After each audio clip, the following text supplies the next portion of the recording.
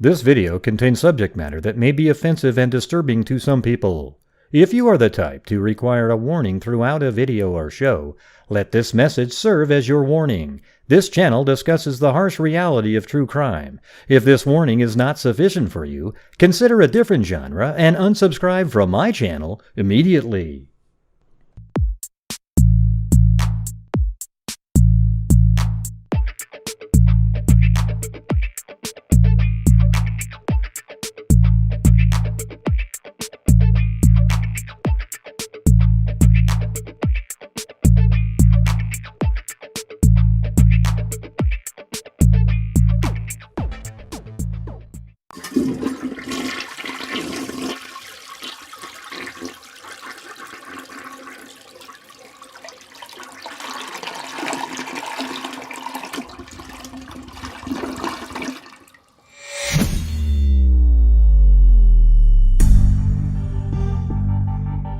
That's right, we'll just flush away the pre-show talk there. What a joke. Jesus Christ. Great Jesus had nothing to do with it, guy. Okay, well, get out of here, alright? Yeah, unbelievable. Unbelievable.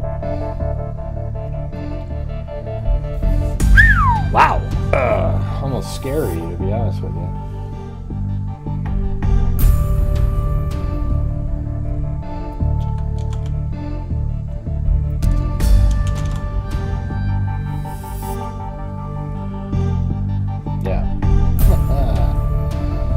Okay, well, anyways, there's some wild theories out there.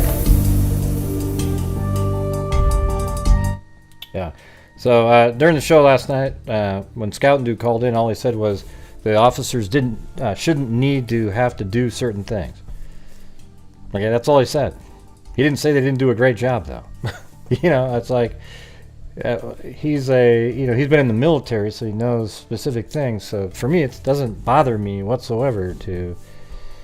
I mean, I don't even know where you guys get the perception that somehow that was a cut down. It's absolutely ridiculous. Kind of one of the dumbest perceptions I've ever heard in my life. No, you know what I was thinking though, Cairo, was that that it was DB Cooper that was the DoorDash driver, and he was driving a car from Anadarko Oil. It's absolutely bizarre. Unbelievable stuff.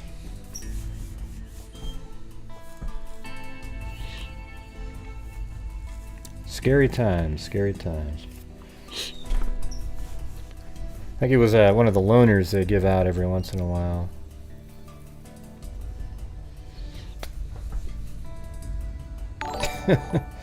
That's right. And you guys, we're getting close to the end of the month. We're now the 29th. So, yet again, on this channel, if you'd like to help support the channel, even if you're a, like you're just new here, this channel, every single month, donates a ton of money, because I want to, out of the income from the channel. Okay? Over 50% of the net revenue. So, and by net revenue, people go, what does net revenue mean? After you pay all your expenses? No, I mean after... like literally just the tax amount taken away that I have to send in every quarter.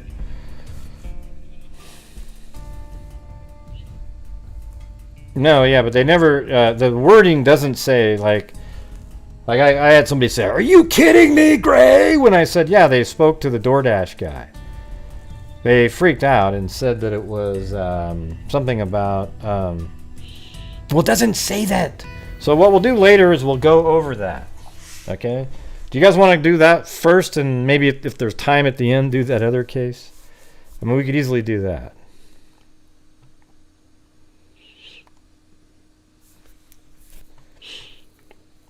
Yeah, LM, he has you blocked now. He doesn't want to deal with something so childish like that.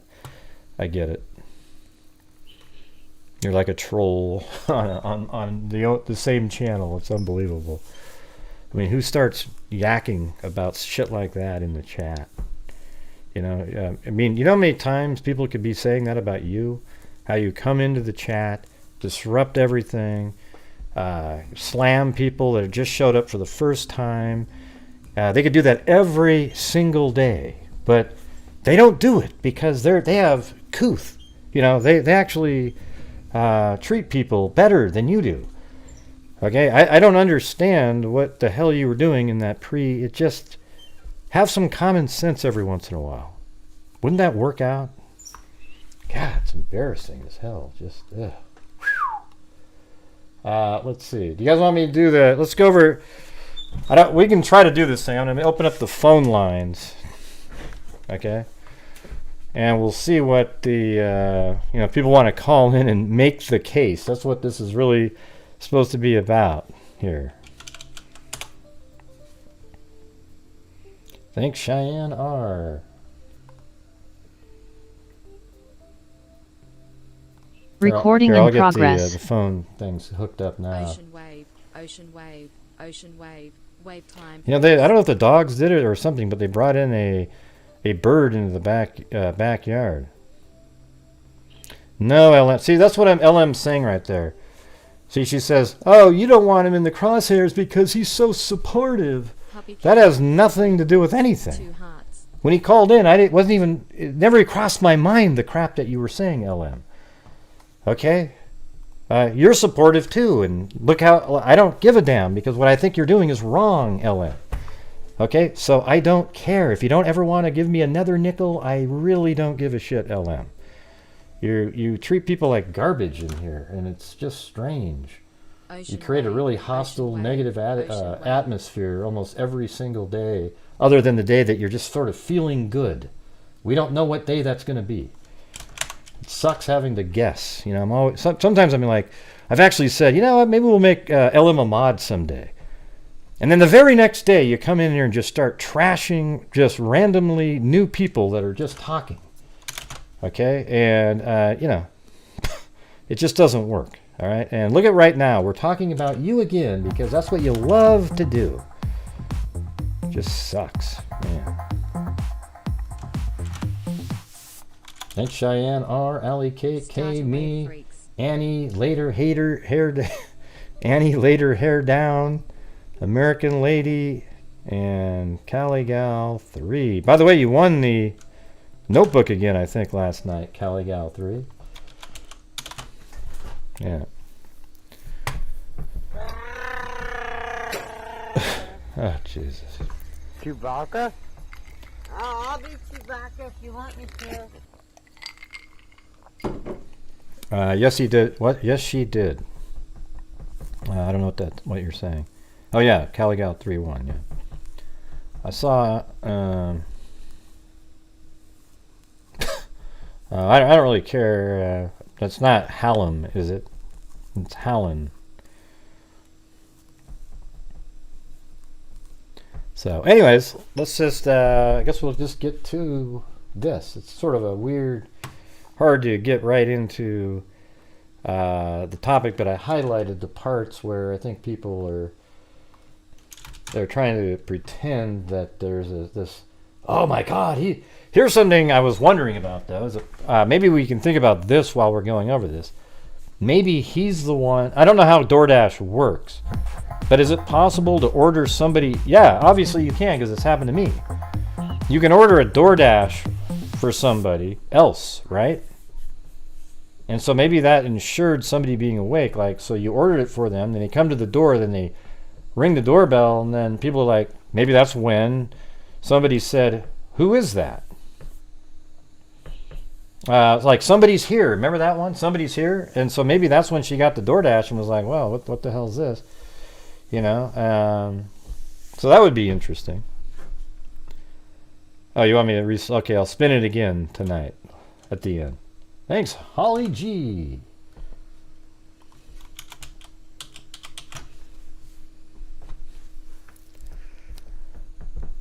I don't know. It's just something I was thinking about while thinking about this conspiracy theory. Maybe that's not as crazy, that one. Because actually it would make sense, because that way somehow he could get in, but at the same time, how would it get him in? It would just be somebody it would make sure somebody was awake, And is that really what he wanted to do? So that doesn't even really make a ton of sense. But and DoorDash, the food came from, as you guys remember, I actually called DoorDash, or not DoorDash, the was it Jack in the Box? Is that where it was? Yeah, the Jack in the Box. I called the one in Pullman, Washington, and they said that I asked, is it even possible that somebody could have ordered it? And they said, yes, we close at actually 4 o'clock in the morning to do, and they clean for an hour, and then it opens up for the next day. Thank you, Adniram.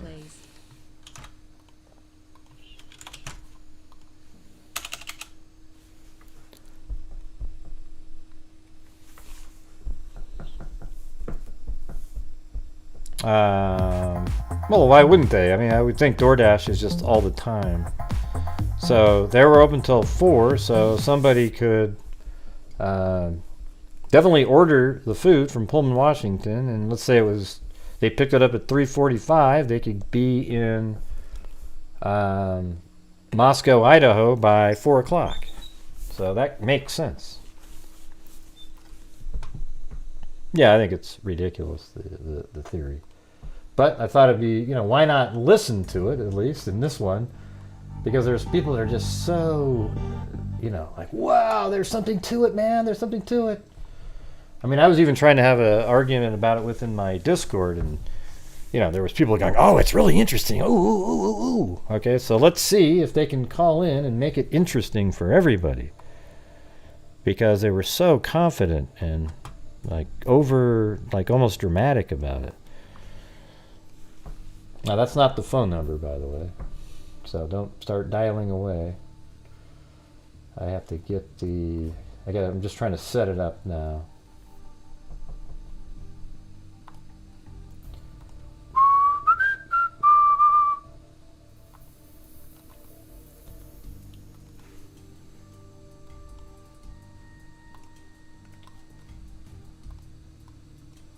You guys notice the new notebook app now? It makes tabs when it never used to do that before, so it's like really throwing me off. I'll think I can't find something again, and then it shows up like it's in the tab. Probably didn't make any sense whatsoever what I just said, but hey! Yeah, well, here's what I would say. Yeah, also, how would he know? Like, for example, let's say he was the DoorDash. Like, people want to think he's the DoorDash driver. How would he know that somebody was going to order something that night? Because they don't just randomly... I mean, or unless you're saying he just pretended to be a DoorDash driver, bought the food and had a receipt that's from DoorDash, already made out to Zaina in it. I mean, see how crazy that already sounds?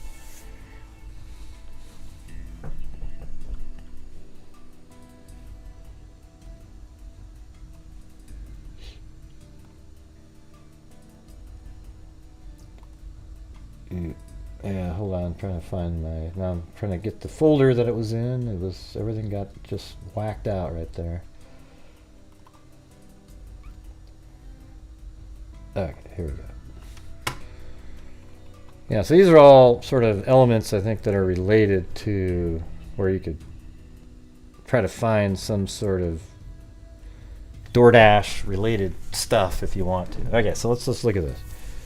Mortensen and Funk, those are the two surviving roommates, both made statements during interviews that indicated the occupants of King Road residence were at home by 2 a.m. and asleep, or at least in their rooms by approximately 4 a.m. This is with the exception of Kernodle, who received a DoorDash order at the residence at approximately 4. Okay, so that doesn't mean it was right at 4. We don't know what time that was. Approximately, to me, could be 4:05 even. I mean, it could be 4:03, so that's where it sort of opens the window. But then the next sentence here says, law enforcement identified the DoorDash delivery driver who reported this information. Now, it doesn't say, people want to point out and use this in their conspiracy, is that law enforcement identified the DoorDash delivery driver who reported this information, but it doesn't say that they talked to him. So is this really, they've identified, and then they say maybe he was using a fake ID or something like that in the order, so they just have the name of the person who reported. But listen, somebody actually reported the information. See, just look at that for a moment. Somebody out there reported the information, and they identified that person.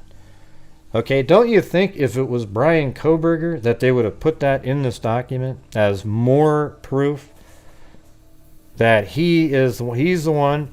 And I mean, it would be an amazing part of the story if it was true, because then it would be, that's how he gained entrance into the house. He posed as a DoorDash driver, rang the doorbell, and when they opened the door, that's when he made entrance, except none of it makes sense based on what we've heard, because Kernodle said she, hey, there's somebody here and somebody else.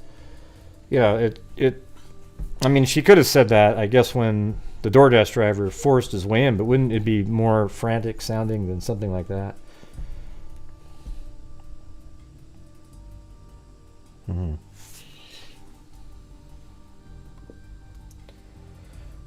Okay, so then we got Mortensen stated, and by the way, if you're not aware of what case we're talking about, this is the Idaho 4 murder case out of Moscow, Idaho. It was back in, I think it was like November 13th, if I remember right. Is that correct? Let's see.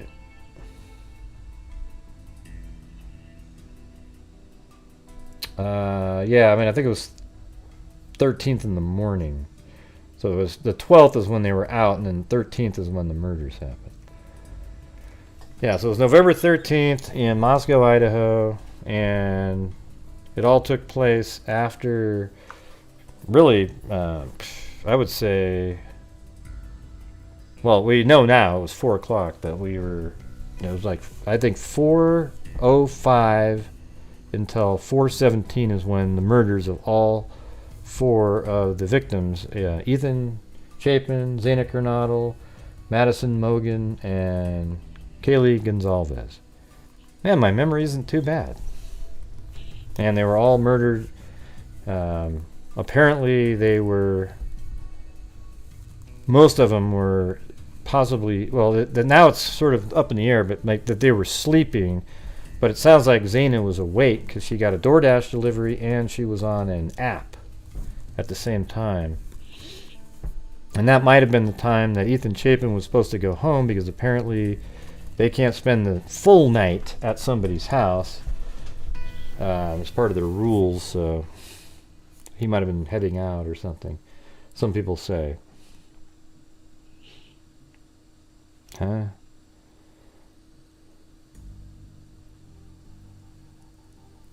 Right. Hey, thanks, Mag.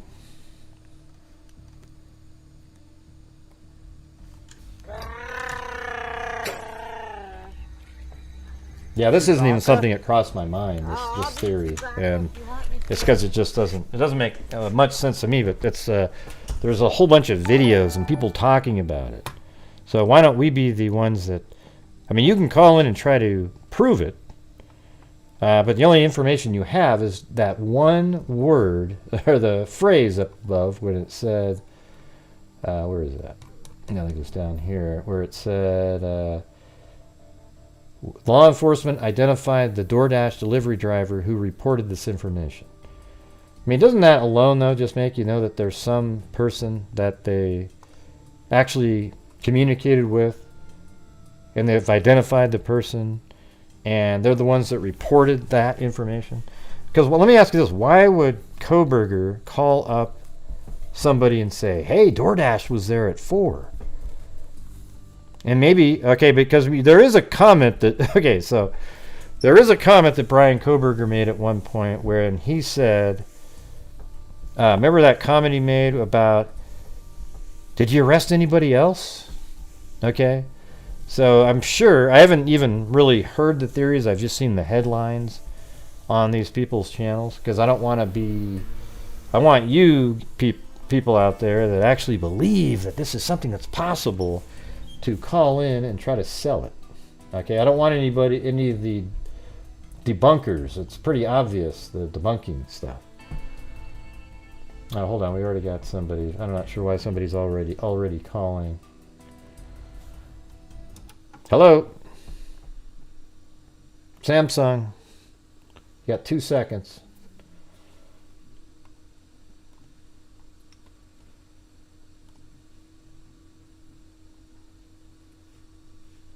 Oh man, forget it. Not sure what this is doing. 5, 4, 3, 2, and goodbye.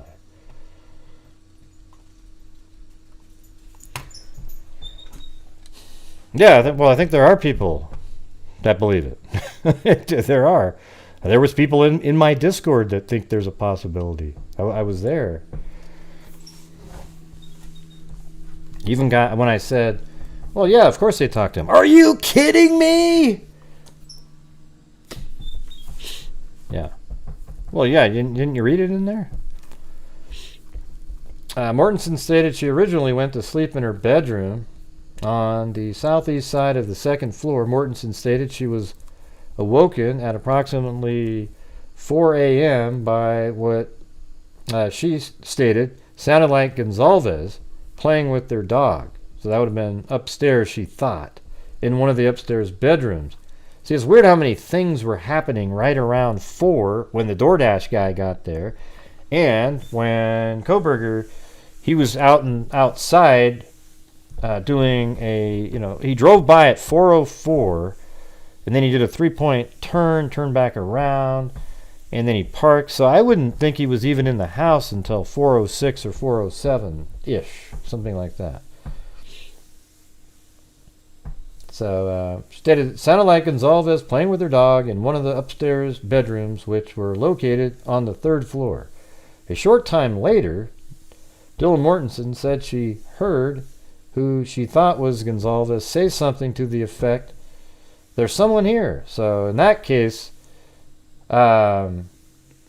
she thought it was Gonzalez saying that, someone's here. A review of records obtained from a forensic download of Kernodle's phone showed this could have been Kernodle.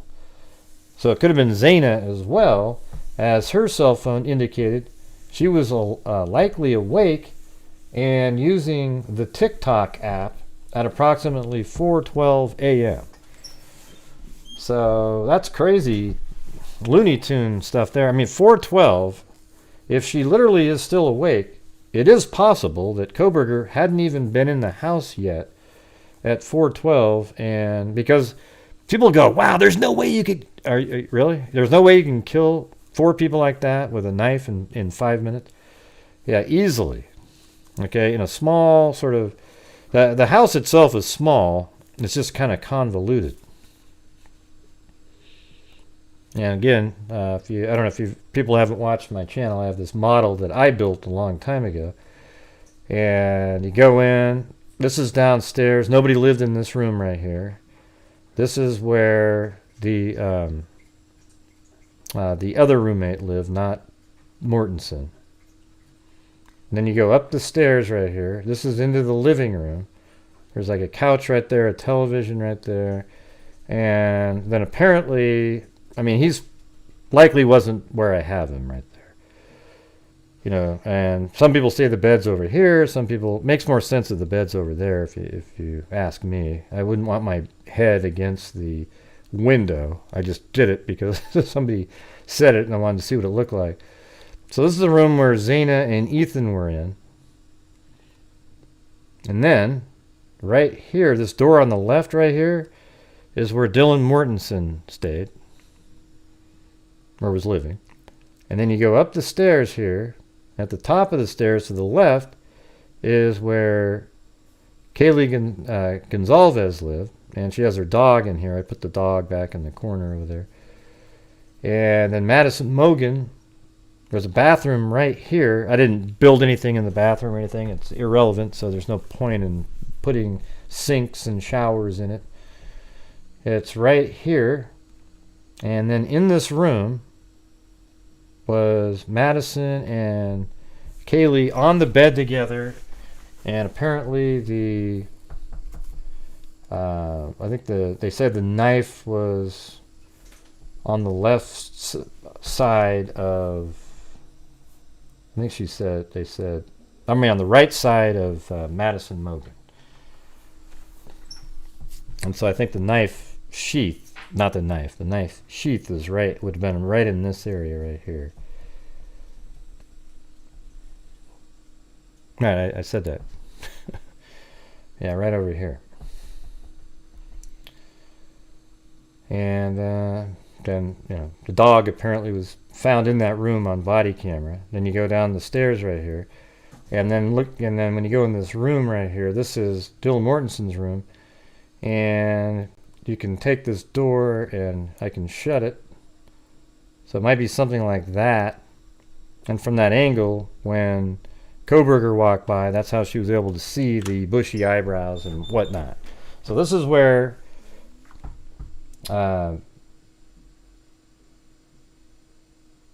let's see, hold on.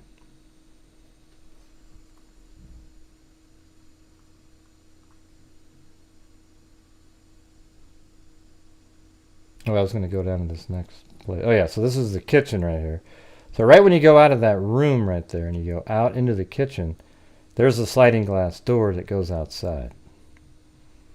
Okay, now the kitchen isn't perfect either. The sink actually has an angle there and the sink's back in the corner.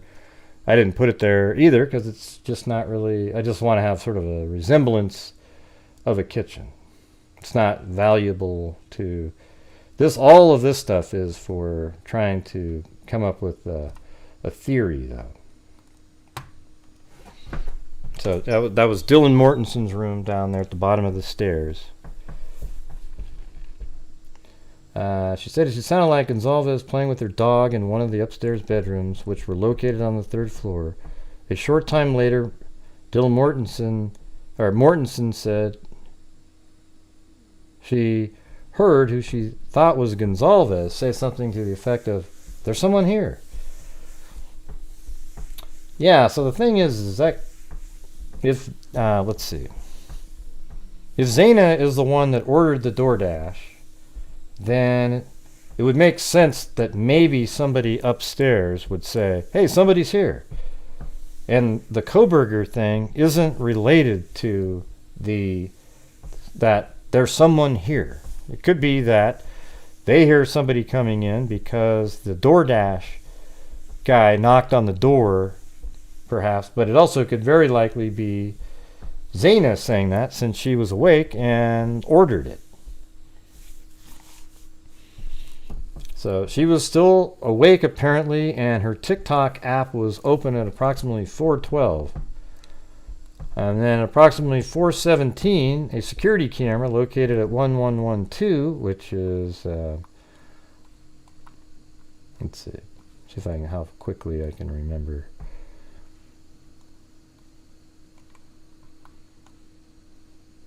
I think it's right here. Everything's been blurred out, but that was this building. There's a building right there. Probably if you go far enough back, maybe they unblur it or something. No. I don't know why they blurred that one out. Was that something significant? Everybody just blurred out the whole Google Earth deal here. It's crazy. So anyways, that is the house there where the murders took place. And so this is the house where people were killed, and then 1112 is right here that had a security camera, and the camera is right over here actually. It's about 50 feet from, maybe 60 feet from the wall over here, and it picked up audio from the murder itself.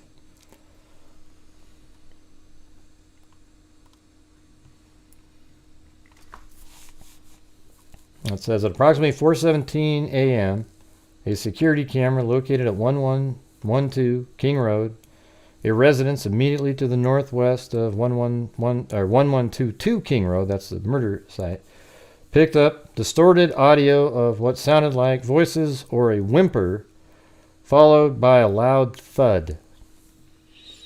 You know, one of the things about the thud is, I mean, how did that happen? I mean, I was thinking, okay, yeah, maybe Zena or somebody stood up to try to get out, and then he killed her, and then again, like she was injured badly, whimpering, and he says, "I'll help, come on," and then she stands up, then he stabs her again, and then she falls to the ground, making the thud sound. The security, a dog can also be heard numerous times starting at 4:17. So it wasn't barking prior to 4:17. It merely started barking right then when there was whimpering and a thud sound. But it almost seems like, though, at that point then, Kaylee and Madison wouldn't be alive. But then why didn't the dog bark when something was happening to them? I mean, I guess it could have been more silent, but... the security camera is less than 50 feet from the west wall of Kernodle's bedroom.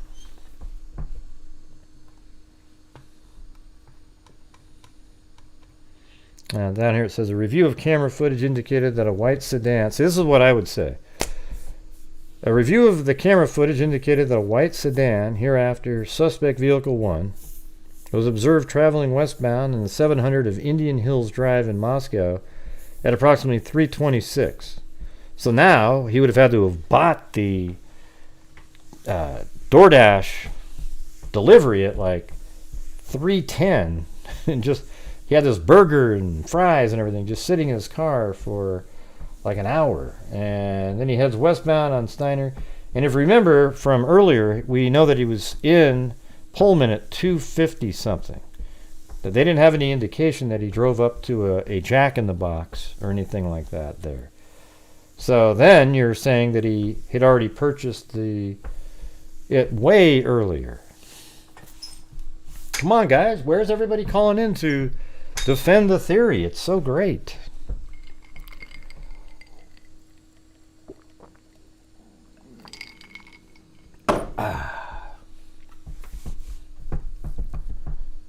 Yeah. Come on, you got it all worked out. Great, prove it didn't happen.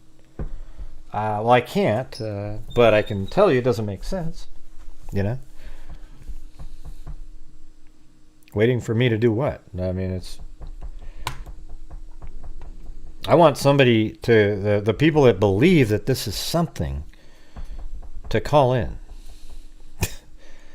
A review of footage from multiple videos obtained from the King Road neighborhood showed multiple sightings of suspect vehicle 1 starting at 3:29 and ending at 4:20. These sightings show suspect vehicle 1. I mean, one of the things that they say is, how come, which we've asked before, is why didn't the camera pick up the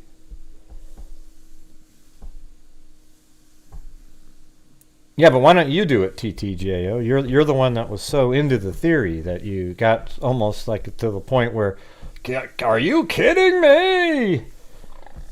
Not about that, but about me questioning it. Yeah, so you should call in and defend it.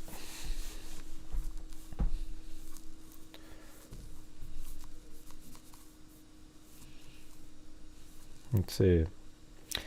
Yeah, so that's what I was wondering. The DoorDash driver at 1122 King Road, we're not aware of there being camera footage of it pulling in. We also aren't aware, though, I don't believe, that when the Uber-like driver gave Kaylee and Madison a ride home, we don't have any indication that that also was on the camera, right? Yeah. Yeah, but why is that weird, Katie? Why would they tell us who the driver is? That'd be ridiculous. They didn't tell us in this document who the driver of the Uber or whatever they call it, the rideshare on-campus thing that the guy did. They didn't tell us what his name was. And I know why, because guess how many idiots on YouTube would be calling and trying to figure out all the stuff about him. They would turn him into Hannibal Lecter, you know. Poor guy. I already feel sorry for him. It hasn't even happened.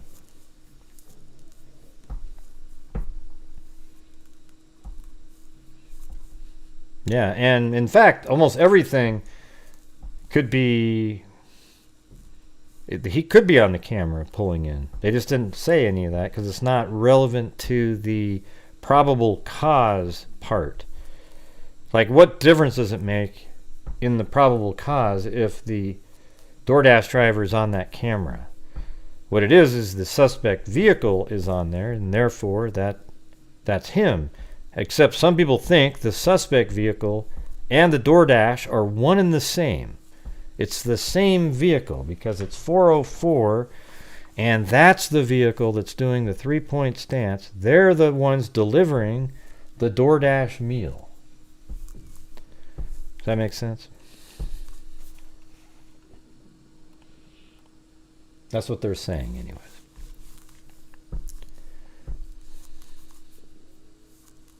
They cleared the... Yeah, I'm waiting for the phone calls, man. We gotta get the... I'm gonna turn on the symbol, the play sound. So now at least I'll hear it. Okay, if we get a call, we'll all hear it. And hopefully we'll get some good information.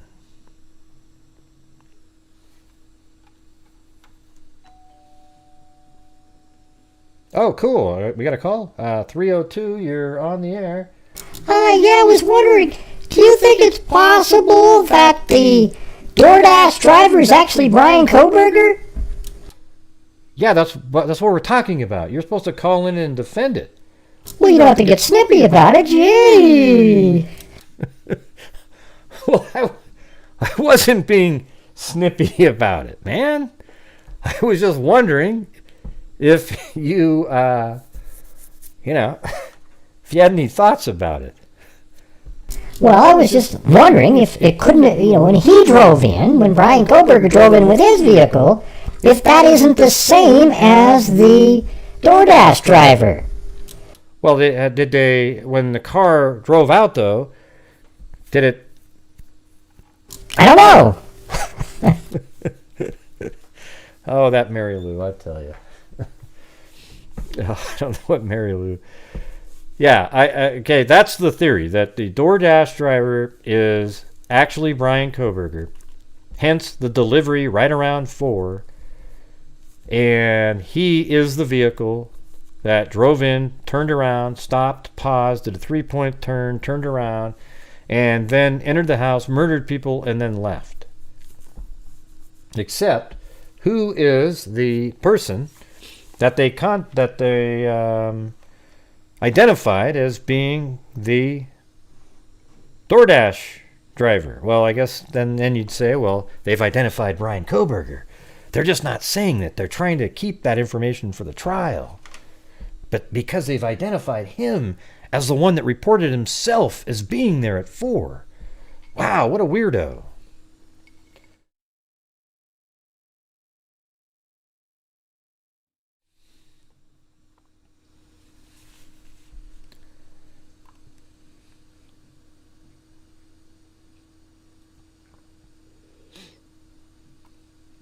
Hold on a second.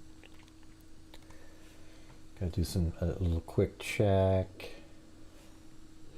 Yeah, what a dumb comment, Randall. Got to remove you. I mean, I said that before, but when I said it was funny, you didn't.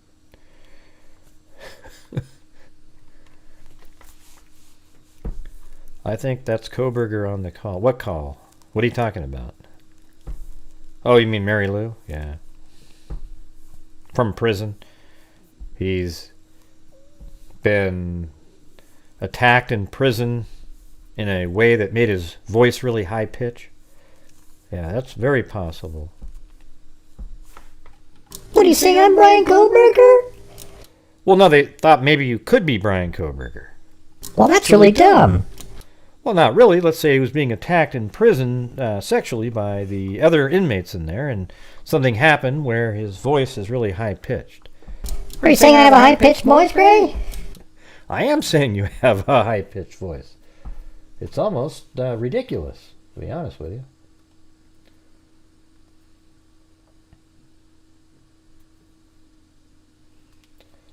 Let's see.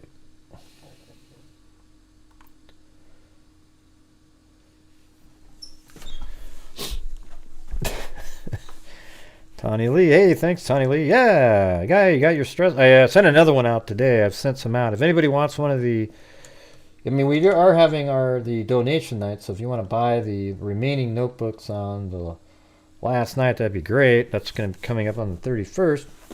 But you know, tonight's night similar to last night. The start of it sort of slower than normal. So if you guys want to help support the channel, it allows me to keep doing these shows every single day, 3 to 4 hours every single night of the year. You always have a place to go, and we on this channel make a difference. That's where the difference is. I mean, there's a lot of channels out there, but we're one of the few that actually make a difference. Yeah, well, is that the new one that they work together? No, they're saying it's the same person. And then there's other people that throw in that was the accomplice, and maybe that's why Kohberger said something about they don't... have you arrested somebody else? Remember how he said that? Have you arrested anybody else? Well, I do ship to Canada, but it costs... It makes it a negative... income on it, so you have to send in when you buy something from Canada, you have to send in 30 or 35 US dollars. I would say 35 because it's $15 to ship to Canada, where in the United States is $4. Not sure why. You know what's crazy though? To Hawaii it's $4, just because it's in the United States. Canada is so much easier, but you still get the stress ball, the notebook, and 2 freak pens as well. But I do ship to Canada. Yeah, no, I mean, this channel actually makes a difference. See, there's the ones out there that they do true crime, and yeah, everybody hangs out, and they're not even really doing true crime. It's more of a drama session, and they don't really ever do anything, you know. So what I wish is that all of the channels that bring in income would do the same thing. Wouldn't that be amazing if we all, like, we've already given away $140,000 since January 2020 to mainly Texas Equisearch, RAIN, and NCMEC, National Center for Missing and Exploited Children, and our DNA fund. And then we've added a few other organizations in there as well. Oh, and by the way, we're going to have on Kay and Larry Woodcock on Friday. So there you go, everybody. Kay and Larry. Unless something changes and they let me know. But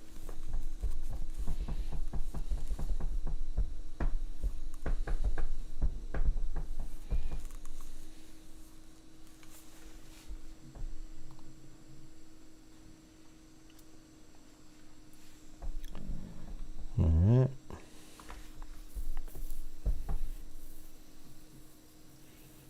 Being sarcastic. No, that is actually the rumor. It's not even a rumor. There's people putting it out there as theories. Like, I mean, it's a rumor on a theory, but they're acting like it's really interesting and like, wow, man. So down here it says suspect vehicle 1 can be seen entering the area a 4th time at 4:04, right? So that's really close to approximately 4 when the DoorDash driver was there. Can be seen driving eastbound on King Road, stopping and turning around in front of 500 Queen Road, then driving back. So I've made videos on this. It drives this way. I think it turns around back here, slows down here, then does a 3-point turn right there, And then I think it came up and parked back up in the woods, you know, in that parking spot behind the house up above there, and then went down below. So it's right around the time the DoorDash was there.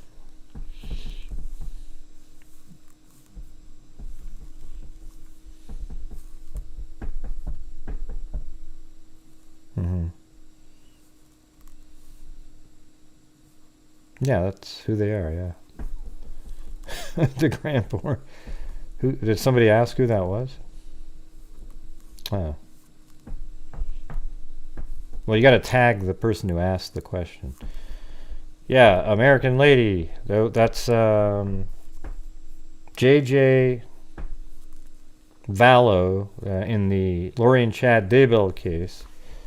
The grandmother. But there was something in court today where the defense is trying to get, because Kay is supposed to testify as a family member, but they're trying to get her off of there, and they're saying she's not a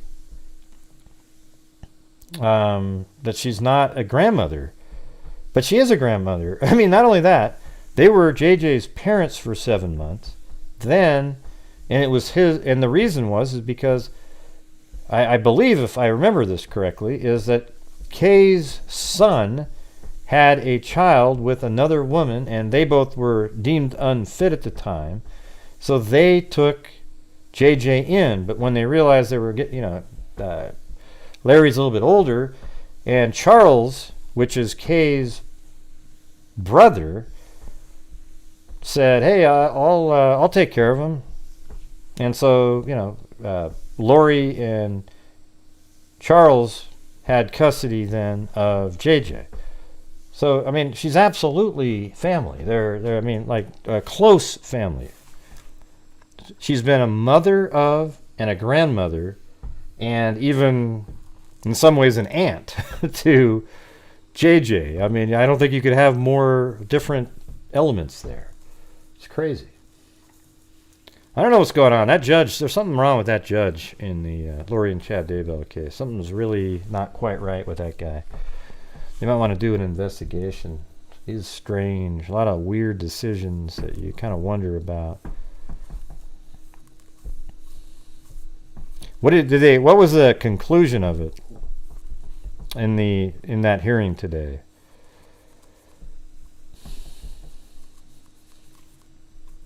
Anybody?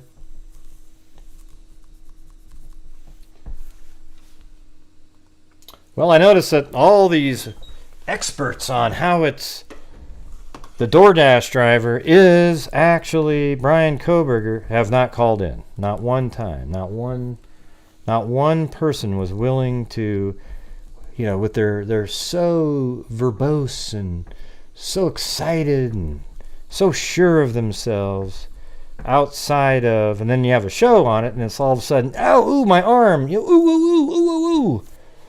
Yeah, where'd they go? They're gone. And I have this person that keeps emailing me about the Nashville shooting, like over and over and over again, about how they didn't have the same, look at the first time you see her, she didn't have the same shoes on. Hold on a second.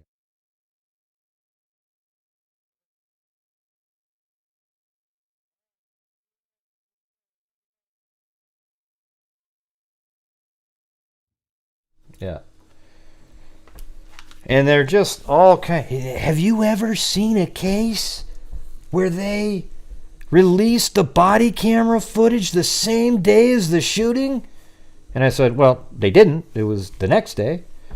And see, that's when you already know they're going down the Alex Jones whack job train, where they want to kind of try to picture it as another.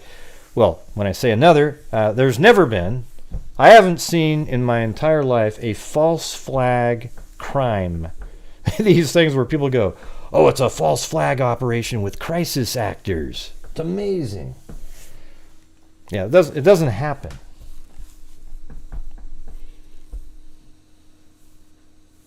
Yeah, I bet you he'll exclude her. How much you want to bet?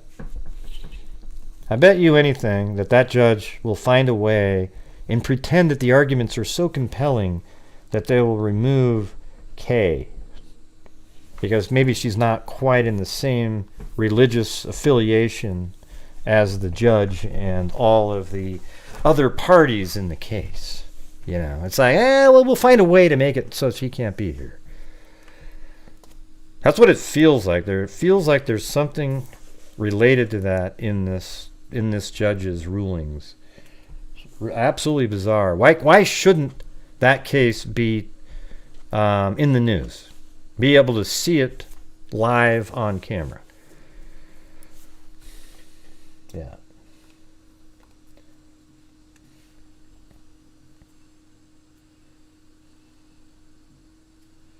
Yeah, I'm pretty sure it's like 90-something% over there. Thanks, Ben Hills.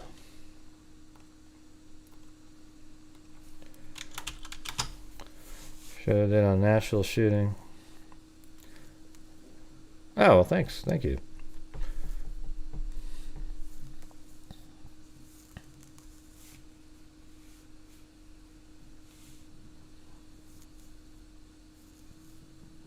Yes, it has. This almost doesn't really exist. Yeah.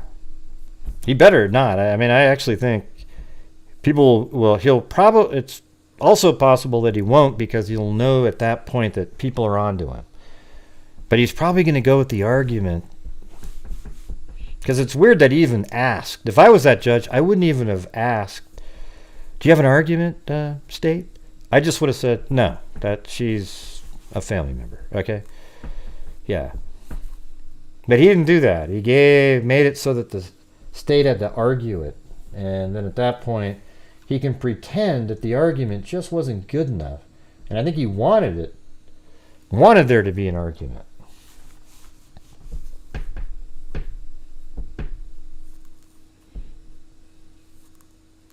Now, I'm not like conspiratorial, like, oh yeah, the LD. I just think you got these people that you know, like someone like that might be biased to something.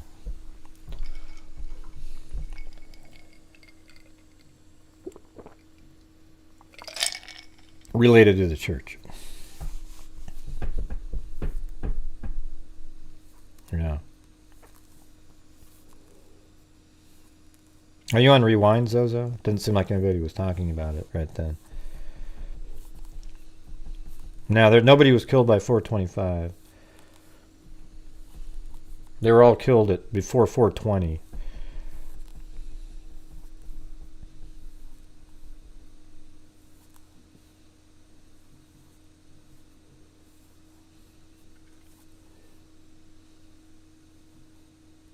Now, it's not a tight timeline at all. We've already gone over this a million times.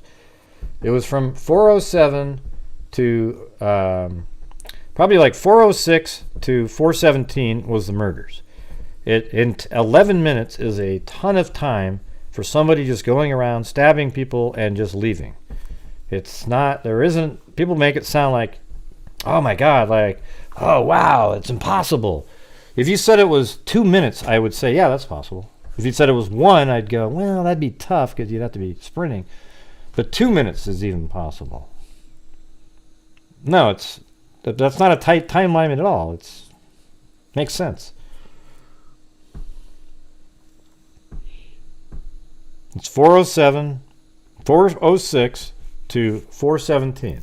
11 minutes. Look at a clock and picture. Let's just do it right here. I mean, screw that. Here, watch. Let's just go out here. All right. So this is basically almost real time if I play it. All right. So here it is. This isn't even. Don't even forget this part. I mean, I'll even just move it forward to here. So it doesn't matter. I have it the downstairs first, but you can just do the other side, upstairs. So let's just do it. All right. So you're going up the stairs. Forget this doesn't even matter either. So you're in. Start the clock about right now. All right, so you go in this room. There's some attacking. Maybe add 15 seconds or so. And And then you would go up the stairs here, but that would have been first likely. So pretend this is first. Go up the stairs. You first go up and check in Kaylee's room, but you probably wouldn't have spent this much time. You merely would have peered your head into the room and saw that she wasn't in. Then went into this room over here, and then, oh man, there's somebody here. Tack. You put them on the bed, so maybe add another 10 seconds to there, 15, 20 seconds. Then you go down the stairs, and this is when they would have gone to Zaina's room over there. They wouldn't have gone into this room. Like this room here wouldn't have happened. This wouldn't have happened right here. Then he just exits. I mean, see how that's just like 2 minutes, maybe minute and a half. I just explained to you to add 10 or 15 seconds. All you do is go in and start stabbing and kill them. It's really quick art from these people. I've seen videos of psychos on the streets who do this shit to people. It takes like 10 seconds. They don't just sit there all day doing things. And then that was only 2.5 minutes. So add 7 more minutes to it. Okay, that's a lot of time to just be doing nothing. Now, I don't know why it's confusing or hard to picture.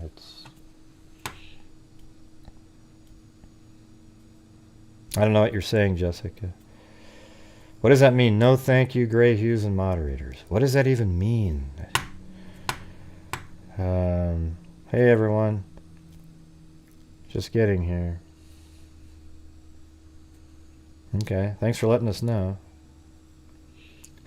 No, I know you're having a conversation. I'm just saying, what are you saying that it's a tight time? Ah man, why does it always do that right there? There's some kind of a thing, right? I guess, right? No, how come it doesn't do it when you do it? Yeah, right there. There's some weird camera.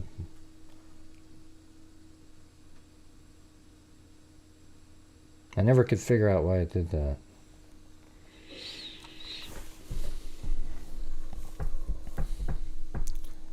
Yeah, I mean, right now we're only like 2 minutes into the other time. So I just showed you walking to the rooms, and I said add 10 or 15 seconds for the killings. And now right now this is still time where he could still be in the house doing things, because it's only 11 minutes is a long time.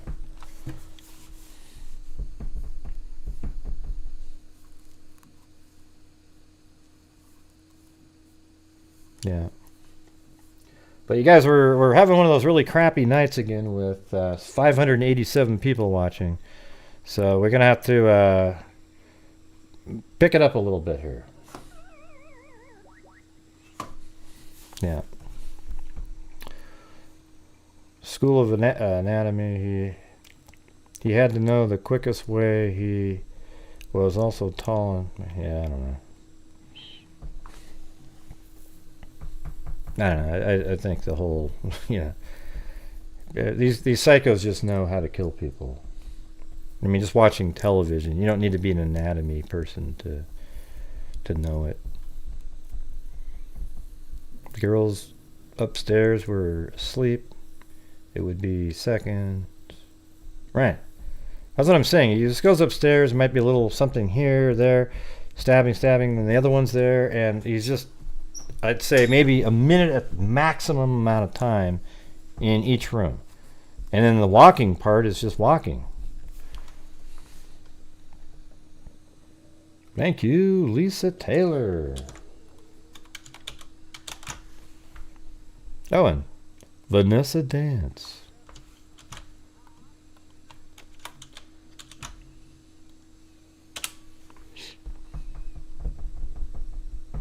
I guess people are thumbless. Yeah, well, hit that like button anyways, you guys. Pretty easy. All right, so if anybody, if you have a theory that you think what we're talking about tonight is the theory that people believe it's this new movement that the DoorDash driver is actually Bryan Kohberger. And they don't mention that the DoorDash driver was seen on the camera, and therefore it's likely his car, they think.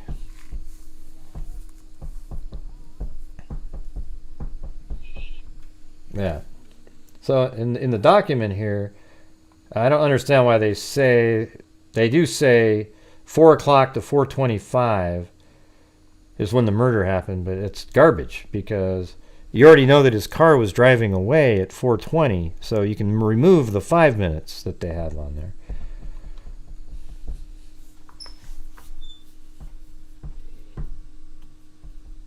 Yeah, well, no, I would love to hear somebody that has it all figured out and can argue all the points and explain without any conspiracy theories how it's really likely that the DoorDash driver is Bryan Kohberger. Yeah, it's like when there isn't new information, you try to figure out what can we come up with here. Let's see if we can find something like that. What can we come up with? Yeah, I can't. I think the document just speaks for itself.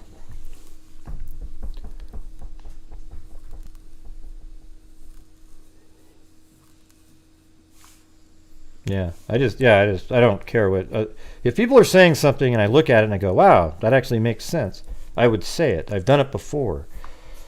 But I don't know if anybody's seen it. Has anybody watched the new D.D. Cooper documentary on Netflix? I mean, what a joke all those people are. I mean, just tunnel vision out of the butt. I mean, just this guy's doing these number stuff and just, I mean, give me a break. Oh, everything's a code. Yeah, we got this code. Now, if you do add this together and add this one and divide that by 14.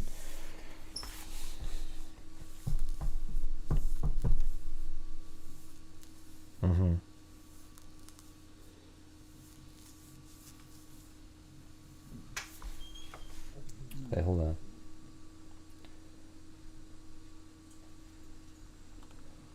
All right.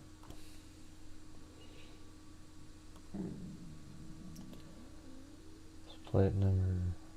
Who? You know, I can't stand when people send me links with no explanation of what it is. Just a link with a picture or something, and they act like I'm supposed to derive something from it.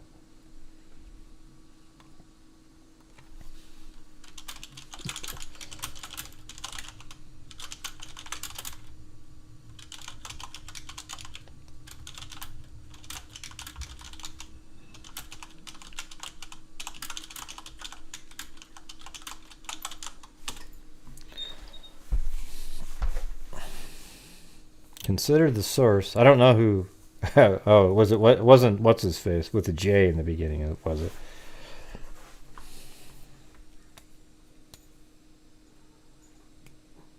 I think it's pretty close. I think it might be CAI or something.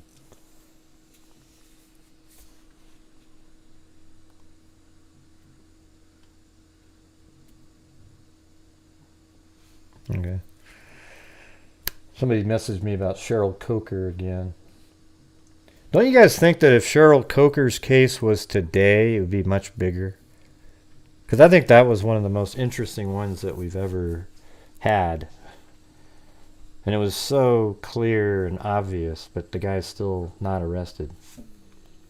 The husband. It just seems like Cheryl Coker was just kind of just outside of the... Right before everything got really, everybody's so sleuthy and true crime. You know, there's just so many people doing stuff now. Every Tom, Dick, and Harry. Oh, yeah, let me start a channel here. Yeah, let me. And they act like the more the better. No, it's not. The more the better, it isn't true, okay? It makes it the more diluted and shitty it gets. And that's the truth, everybody, but, you know, whatever. You get because people go, this is what happens.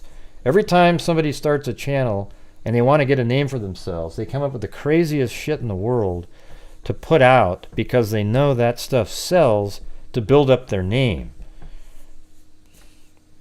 And then they, I mean, you know how slow slogging along this channel's been? Like just over the years, you know? And sometimes there's bigger cases that come along and those help build up the numbers. But man, it hasn't happened over here. We don't do the every single, ooh, let me come up with something that's total bull crap just so people will like it. And sub because they'll go, wow, this was so interesting. Even though everything that I just showed you was garbage, though. They don't care about that. Oh, God, hold on a second.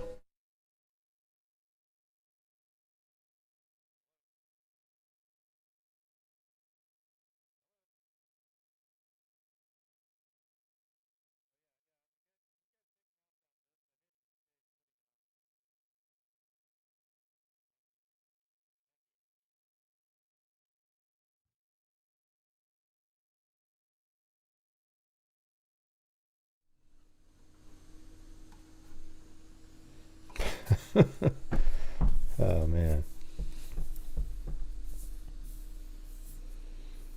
Makes me crazy. Today has been missing 30 years. Don't know who that is. I'm actually looking in. Somebody sent me an email today that was pretty interesting about in, I think it was Detroit area, back in 1976 and 77. There is, let me see, where is it? These children that were all murdered over time, and 4 of them were connected, and there's 3 that they think are connected. 2 of the murders they've ruled out,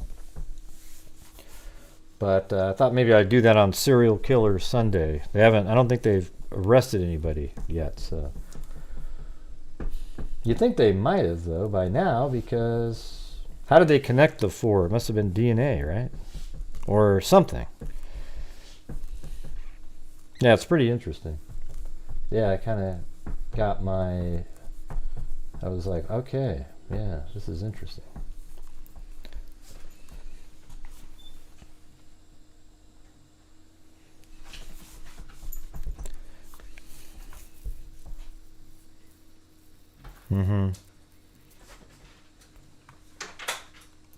Well, you guys, the phone lines are open if you want to talk about this case, and just in general if you want to.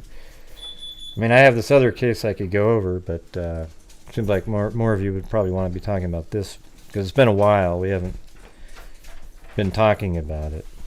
There hasn't been much to say. This is a theory that's come out, and I thought what the hell was that?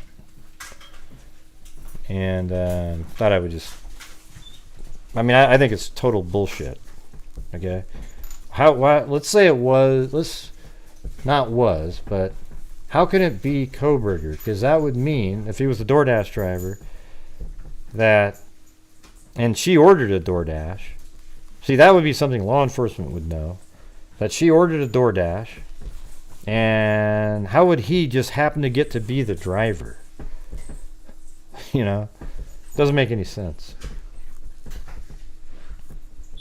And then if he was, why wouldn't he have gone there at 3 when he got into town? See, he couldn't have driven back to Washington to buy the Jack in the Box and then went back over there. Doesn't make any sense.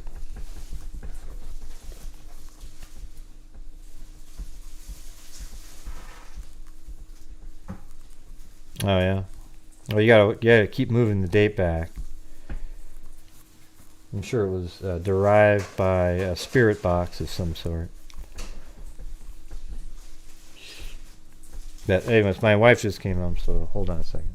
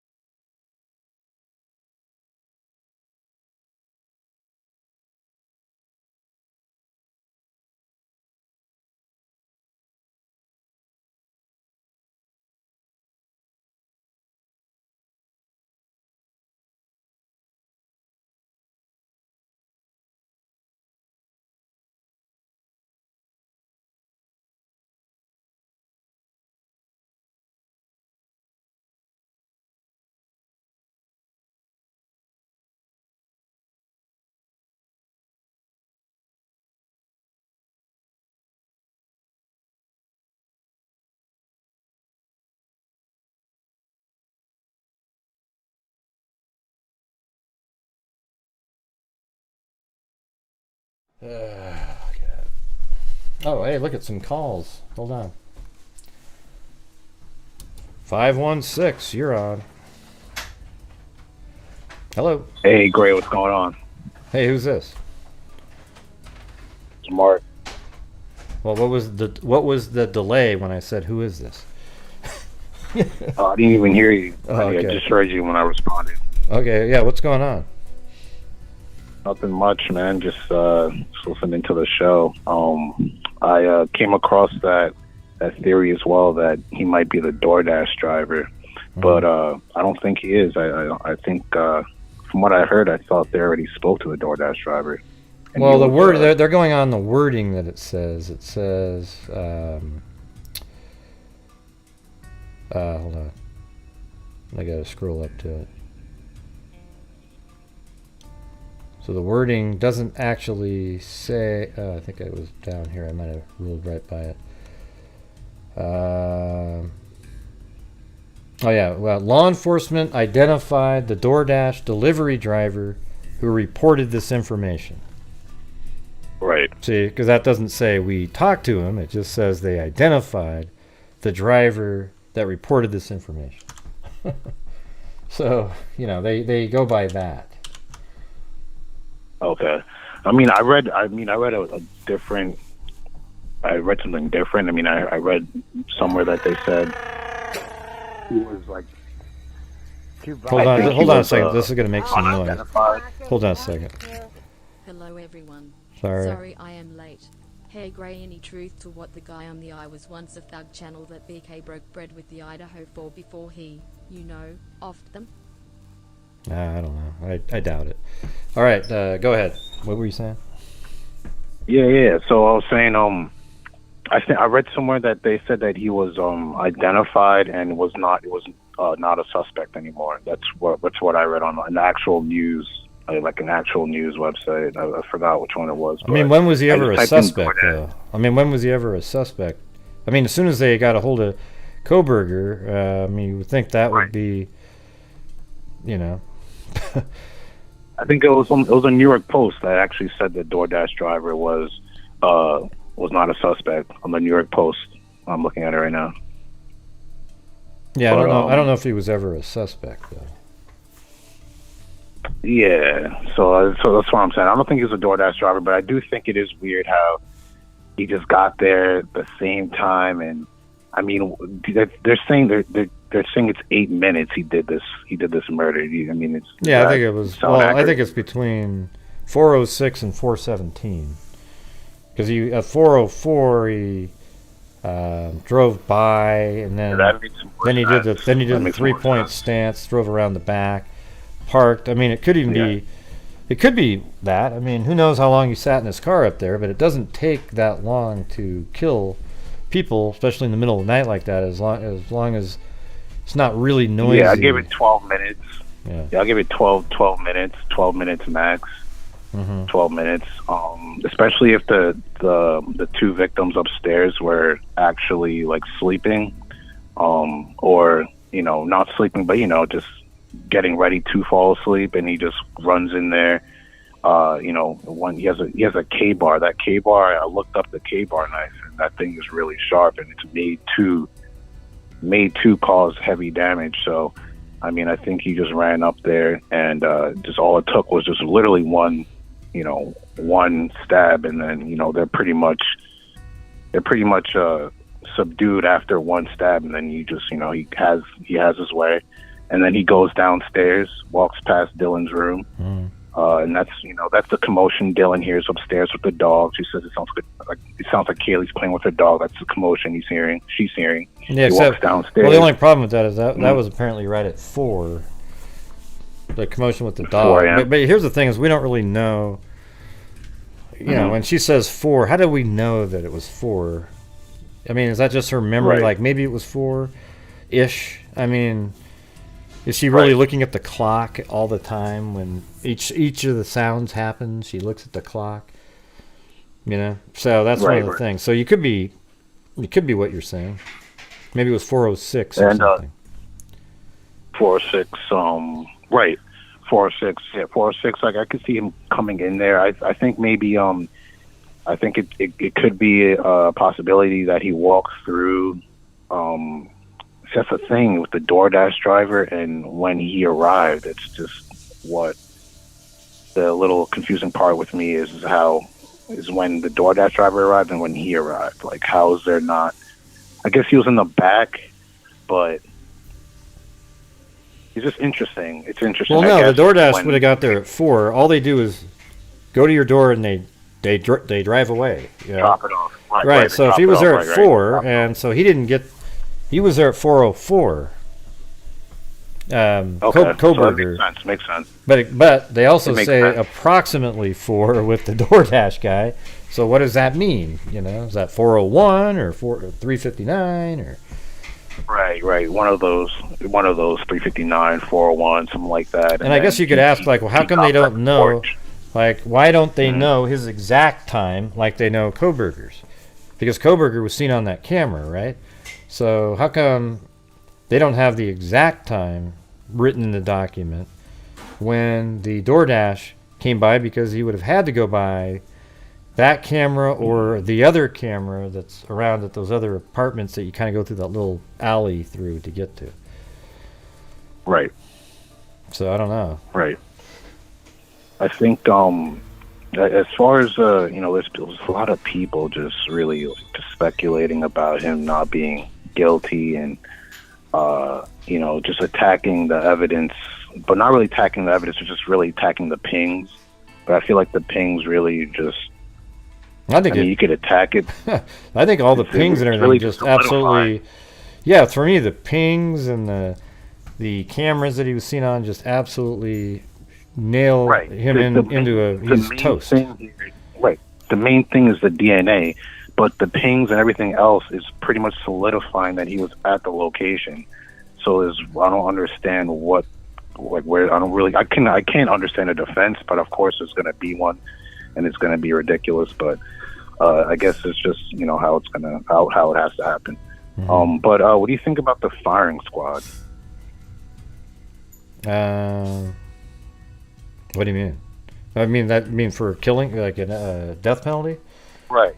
Do you think that they'll seek that, and do you think you'll be like a mid example? When was the last time that was used? I don't know. I believe they just approved the bill recently. Yeah. Hey, by the way, that one comment up above that says by Snap Sharon says, and he's known to do coke. He was probably coked out when doing it. You're talking about Bryan Kohberger. See, comments like that don't need to be removed. Even if you're a mod and you don't like somebody's comment because you think it's dumb or doesn't make sense, you don't have to remove it or anything. I'll say I can just it's no big deal. I like only comments I want removed are ones that are disparaging to the channel or some sort of something like that. Just saying. All right, so go ahead. Yeah, definitely. I think they should definitely do a scan on Bryan's brain for sure. I wonder if that's going to be done. Yeah, so you're saying you think that? Yeah, I mean, I don't know. The death penalty. How active are they actually in getting the death penalty done over there? It seems like some of these states have it, but they haven't done it for so long. They never use it. What's that? They never use it. Yeah, they never use it. Right. Well, Nope. So it doesn't sound like you think it's the DoorDash driver. He's not the DoorDash driver. No, I don't think he's a DoorDash driver. I mean, it makes sense. The DoorDash guy pulls up. It takes 2 seconds, so he drops the meal off at the porch. He leaves. Bryan Kohberger's in the back. He sneaks up through the, he drives around. He's probably lurking. He's spinning around. He went around the house about maybe 5-10 times. He parks in the back, waits till the coast is clear. It is. He walks into the slide door. He goes upstairs, and then he goes downstairs. I mean, it sounds like the same thing that we've gone over this a million times. Yeah, just the same theories. Just upstairs, downstairs, then out, then past Madison or Dylan Mortensen. Takes a right into the kitchen, out the door, up back to the car, and then leaves. One thing I do think, though, is the testimony of well, the testimony or the statement of Dylan Mortensen. I think she's either hiding or she's not really saying all that she heard. And I think that the police kind of just I don't know. I don't believe that's her true statement in that affidavit. And I think she's withholding stuff she actually heard. Because I think if it's Xana and Ethan were together and you have a guy trying to kill Ethan, I'm pretty sure Xana would be screeching for her life, calling for some type of help. He's not going to kill them both. Maybe it was in quiet. 2 flashes. Maybe it was quiet or something. You know, like I one of believe that he was quiet. the first one, and then maybe because there's a theory out there that somebody, remember the person who sent me the bushy eyebrow thing, they thought that he was already leaving, but then how does he end up back in the room? I guess would be a question. It's like, how does he end up back in the room if he was already leaving? I mean, maybe Xana's not a screamer either, I mean, some people don't always scream. You might have yelled like, "Hey, what are you doing?" Or, but she probably didn't yelling. Something like that had to happen. Because something like that had to happen. I mean, if she's seen Ethan get killed, she's seen Ethan get stabbed. I mean, Ethan, I'm sure it was the first victim. She had to say, "Ethan, oh my God, someone help, stop," something. So, I mean, that's the only thing. Yeah, well, those little... I mean, the part about where I think it was something like, "Don't worry, I'll help you," or some kind of comment like that. That's what made me always think that Xana was still alive. So it could be that... I mean, there's a couple of theories. You could say that he attacked Xana and first, went upstairs, then on the way down heard Xana still kind of making sounds, and that's why he said, "Oh, I'm here to help." And it's the same person, because it's a little weird if it was second. So the thing is, if they were second, he goes upstairs to kill Kaylee and Madison, then he goes downstairs and he's in that room. What would make him say, "I'm here to help"? Unless somehow she must have already been injured at that point. So she would know that he's not there to help. So it's kind of weird. I mean, it's sort of a weird thing. I mean, and that's when the whimpering comes in, right? The whimpering. Yeah, I think that's around that time, because it's on the camera, and I always forget her name. Like the girl at the roommates, for some reason their names don't pop into my head. Bethany or Dylan? Which one? Yeah, Dylan Mortensen said she heard the whimpering sound. Right. As well, and it's also on the camera. It was heard on the doorbell too. Right. It was heard on the doorbell too, because I guess the dog started barking. So I guess the next doorbell started recording what was going on. But it's interesting. The time that I'm pretty sure they have more. They have so much more information. We just don't know. So I guess we just got to wait for trial. And I think they have a lot more. It's gonna be good. Yep. But all right, Gray. So well, thanks for the. It was a good talk. Yeah, thanks for the conversation. I have a lot. There's a lot of stuff going on, so sometimes I wish I could.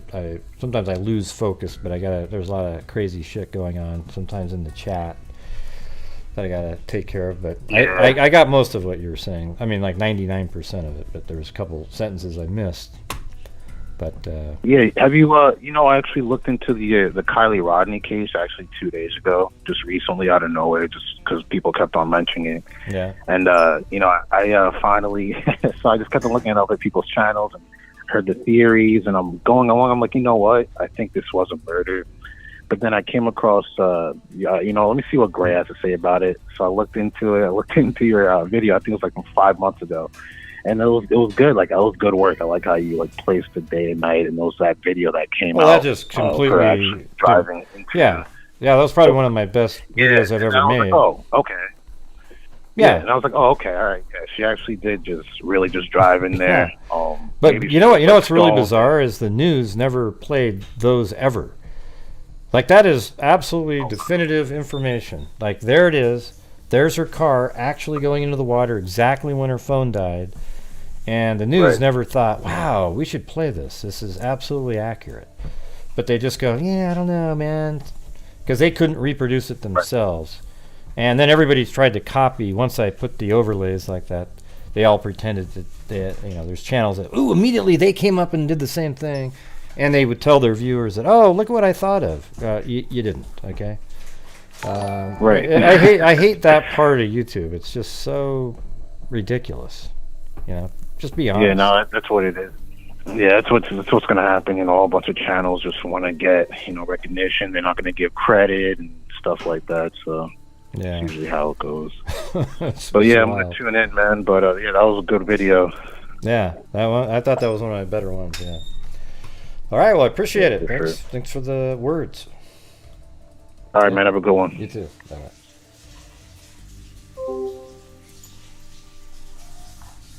330, you're on. 330. Hey, Gray. Hey, who's this? Hello? This is Special Forces. Who's this? Well, I just asked who it was. Yeah, I said Special Forces. Okay, but who's that, though? I don't even know who that is. Am I supposed to know who you are? Or? Oh. No, I'm pretty new to your chat. I don't really know you. Oh. I just saw the show you were doing tonight, and you were wanting people to call in. Yeah. Well, what do you got? Well, what do you think about the DoorDash guy? I think it's total bullshit. You think I mean, is it possible that there's some weird shit with the DoorDash? I guess, but I mean, it does. Right, like it doesn't make much sense. Is there a possibility? Well, when you say possibility, if I said 1 in a million, is that a possibility? Well, could the defense raise reasonable doubt on a possibility? Well, they might say, well, who's the DoorDash driver? But all the other stuff. Yeah, okay. Kohberger's DNA is on the sheath in the room.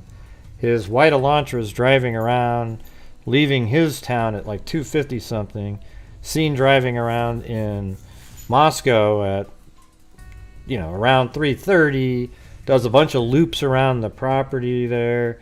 Then finally turns around and 404 parks somewhere, or 405, probably more like 406. It parks somewhere. And then, not only that, after that, he turns on his cell phone once he's outside of the city limits, heading south. And there is a missing 13 minutes of time there that I identified on one of my shows. And his phone is pinging at 5, like really late, early in the morning still. Then he gets back to Pullman. His phone's still pinging at this point at like 5. I'm just doing it by memory, 5:30-ish. So what's he doing? So somehow miraculously, he just happened to be doing a drive-by and driving around during that same time. Yeah. Well, but we know the DoorDash guy was there about the same time, too. Well, he was there at 4, and he got there at 4:04. Well, we don't know the exact time. Well, yeah, they said approximately. The exact time? They said approximately 4. But yeah, so that could be, it could be 4:02. Could be 3, it's an approximation. Could be 3:57. I was saying earlier, it would be great if they gave us the time, because he should be on the same camera that they. Well, they're not going to give you the time. Well, they got the 4:04. You're going to have to get that. Hello, I'm still speaking. Hello, I'm still speaking. Are you at the 4:04. Yeah, I am. Because you keep blabbing over me trying to get a sentence out. Okay, I'm sorry. Excuse me. You asked. Okay, bye. I can already tell you were a troll type person. All right, here we go. 4:45. You're on. You're a troll type person. All right, here we go. I could tell that right away. You're on. You're a troll type person. Hey, you're on a loop. Hello. 4:45. You got to turn off your audio in the background. Hello? Hey, Gray. Hey, who's this? Yo, Gray. How you doing? It's Bryan. How you doing, bud? Hey, Bryan, what's going on? Hey, you're calling again now that haven't we're talked back to you in a while. onto the Kohberger case. Like Yeah, you I don't know, call I or did. They watch let me any out shows again. unless it's the Kohbergers. Yeah. Now, with this DoorDash thing, people are thinking that it's really him, the DoorDash guy. Are you kidding me? There's a better... I honestly, like, it's disgusting that it's even the topic, in my opinion. Wait a minute, I thought you were Bryan Kohberger. Remember that? I know, yeah. It's just Remember like, the Bryan yeah, that called in? Yeah, it's just like the DoorDash. Are you kidding me? The DoorDash guy. It's just like, oh man, Yeah. it's pathetic. I mean, I see where they're you know, the holes, like law enforcement didn't put in the time of the DoorDash driver, even though they said Kohberger was there at 4:04 because he's on that camera at 1122. So you would think that the DoorDash driver would be on there, and they would have said the DoorDash driver pulled into the area at 4:01. You know, you think they would have said that, and also said, I mean, they could clear all this stuff up easily by if it was on the same camera, it's a completely different vehicle, et cetera, et cetera, et cetera. But the conspiracy people are using the lack of that information to mean that it means something else. Yeah, that's exactly what it is, a conspiracy theory. Because it's no way possible. I guess anything's possible, but no way. He did it, Bryan Kohberger. It's just like the evidence. Are you kidding me?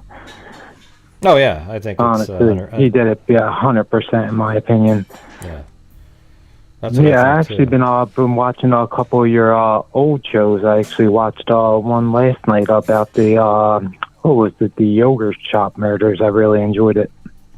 Oh yeah, you watched one of the old ones. Huh? Yeah. I'm trying to go back and watch some of them because I like the way you go through the news articles because that's when you get the best information.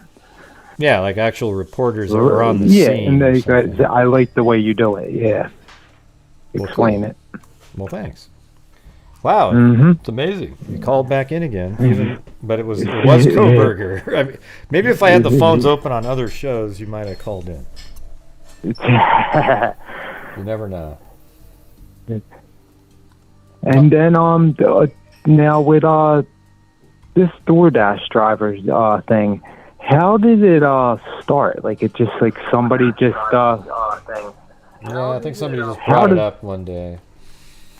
Okay, somebody just brought it up out of the random? Well, I think somebody brought it up, and then everybody's like, oh, yeah, and they got to go make another video on it. I just think it's disgusting if you ask me. It makes me sick to my stomach. The DoorDash driver, like, come on, like, is there any evidence? Like they have cameras. If it was the DoorDash guy, wouldn't they like park? Then they would have seen him like in there, then like for a while, then leave. Well, they don't have cameras at the house. Isn't that common? They're using this. It says right here, law enforcement identified the DoorDash delivery driver who reported this information. It doesn't say. Yeah, see, that's what they're using. They didn't say they talked to the person. It doesn't say that. So that's what they're using. See, the lack of information means something. Instead of just more of the obvious that they were able to, they probably even contacted this person and they identified him, likely contacted him, doesn't say that, but definitely likely contacted him. And I agree. You know, and just were able to confirm things and he has nothing to do with it. They didn't say that though. So then based on that, it remains open in everybody's minds. You know, these yeah, exactly, yeah. And if they would have just like let that out, and they would have just closed the door on that. Yeah. Well, your show last night was really good too. That was a tragedy, but the cops last night, honestly, them cops, man, they're all heroes, man. The way they went in there with no fear, man, that was awesome. Here's to watch that. Man, I got chills watching that, honestly. I thought they were awesome. I mean, the way they... Yeah. Because, all I mean, get, the thing is, you could see it on the video last night, but I didn't say anything. But, like, when they're going through the hallway on the second video, the guy with the pistols video, there's actually one of the kids blurred out bodies is on the ground as they're walking through the last bit of the hallway before they turn right and start shooting. It's on the ground. Oh my god! Well, it's like a pixelated. God. I think that's what it is. I mean, it's really small. Yeah. But they blurred it out on the ground. And you know what's amazing about that is how they walked right past that without lingering or making any sounds at all. They were really focused in on, eliminating the threat. They just went straight there, turned, boom, boom, boom, boom, done. They didn't sit around. Nobody said anything like, "Oh wow, geez," they just kept going. Mm-hmm. Yeah, they moved at such a nice space that there is, and that's the way cops should do it. Like that's what they sign up for. Their job's to protect the public. Yeah, I thought they were really pretty amazing for.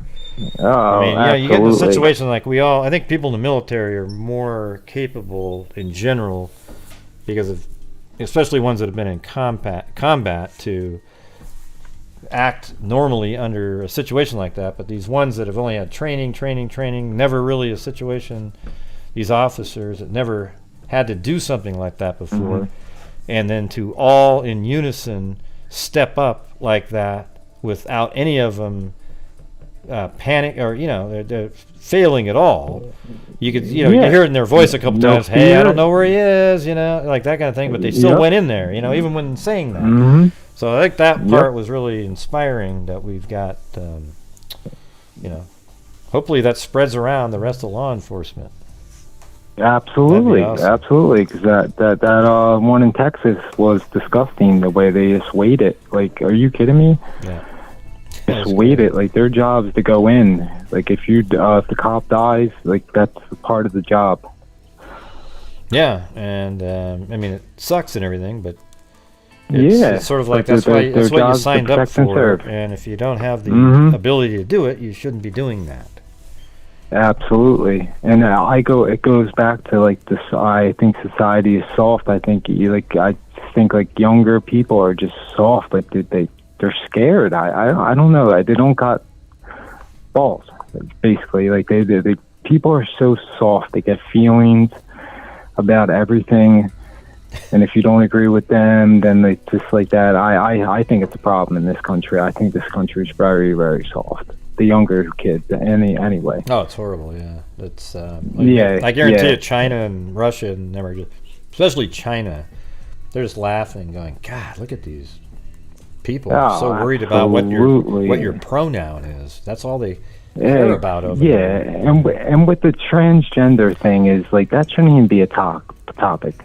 Psycho killed them people. It doesn't matter transgender. That's nothing. Yeah, that part doesn't matter. It's just part of the story, though. I mean, like it's when you're reading it. I don't like it. I don't like it when it's in a headline or anything. But no, I like absolutely not. When it's in the headline, it's just to bring I guess I don't know, I guess for the transgender community, to give them some airtime. I don't know, it should never be in that, because whoever it was, he, she, or whatever, it was a psycho. If you kill people, you're a psycho. Kids. Yeah, that's what I was saying. And I was looking at a picture of the person. It didn't look like that. It looked like a normal person. Had some talent with the artwork and stuff, and I would like to know what made them snap. Just to say, I'm gonna kill. But if your life sucks that bad, just kill yourself. That's why it's important to know. That's where who they are is part of the story. So if they're transgender, and maybe they're having issues, maybe that led to something with their parents. Then the church was also maybe something like that, and maybe that will lead to the why in their mind. But the problem is the why. I don't have any feelings for the why that this person might say, because they killed 3 kids. I mean, once you killed the 3 kids, I think your whole logic stream, all the sort of, I get it, mean absolutely nothing. No, and once you kill children, kill people, no sympathy. You're a psycho scumbag, in my opinion. That's just my opinion.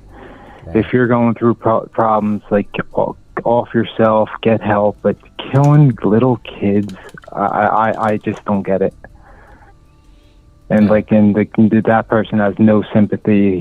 He or she got what they deserved. Yep. And it just sucks that 3 kids found. Oh man, it's just. Yeah, and that person, they didn't even suffer as much as the kids that were all panicking then killed. They just came around the corner and shot her while she was still exhilarating, shooting people.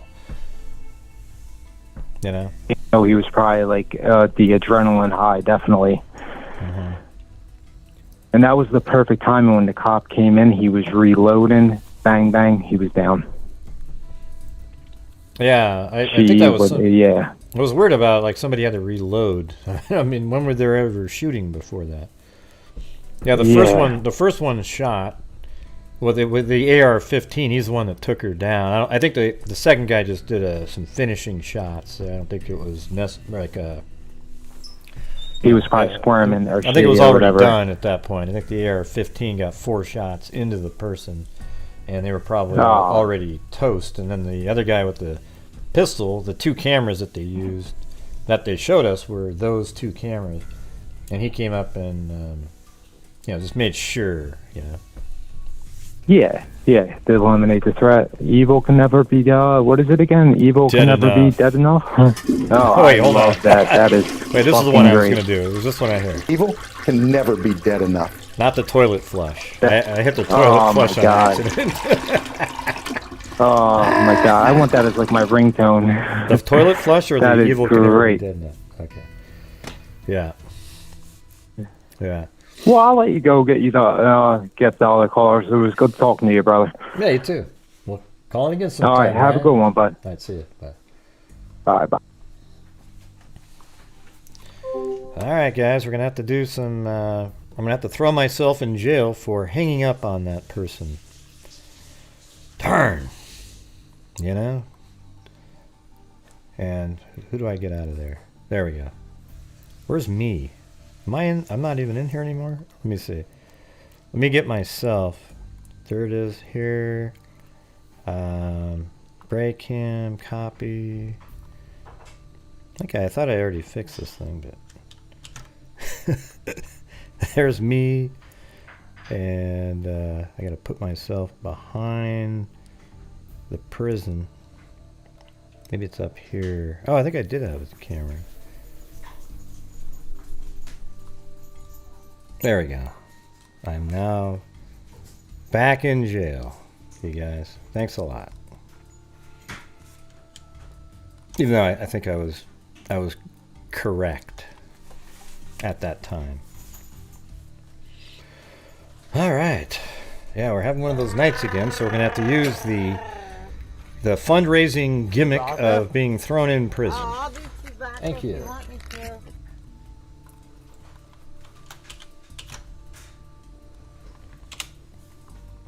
Thanks, Simple Life Days. Or if LM shows up again, I'm putting her in there.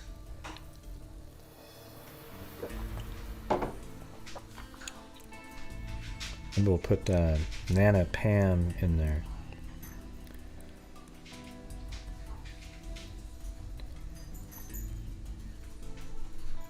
Thanks, Simple Life Days. John Dunn.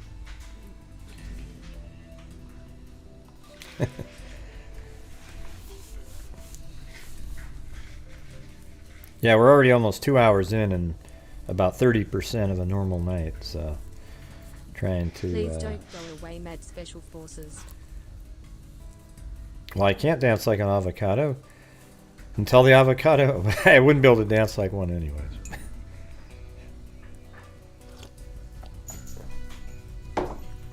Oh, thanks. I think I just saw that. Doc, is that what your name is? It doesn't say that in the Cash App.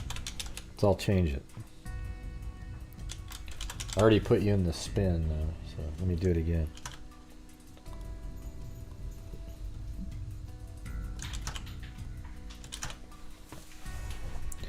Donna and Melissa South.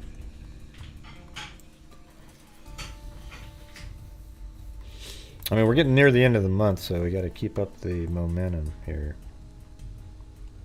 Peter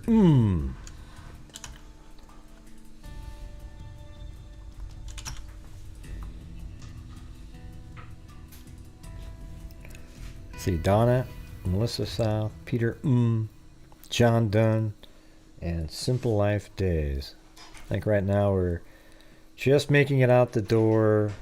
We, wish there was some funds to maybe get something at McDonald's on the way back, because you haven't eaten at McDonald's for a while. Maybe a hotel of some sort. Hey, thanks, John Dunn.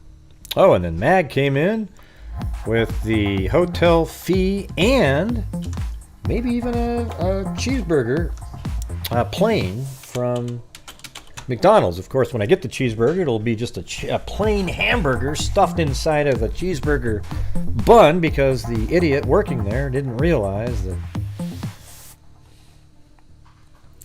Thanks, Lisa Taylor. And by the way, that was a true story. Okay, so for those of you who missed it, I have a friend that he didn't like to eat the ketchup and mustard or anything else. He just liked to eat the cheeseburger by itself. Thanks, Lisa Taylor, Lori Will, and Mag.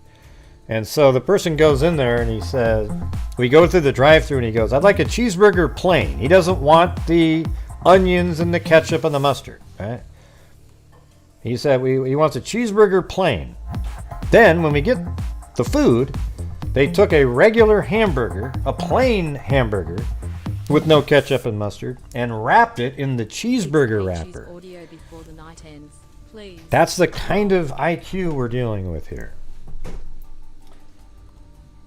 Well, you shouldn't have said plain, Greg, because that would have meant... Well, it said cheeseburger, though. Wouldn't plain just be obvious at that point? Hey, anyways, thank you guys. Let me get out of this, out of the prison for a little bit. Might have to go back in there later. You just never know.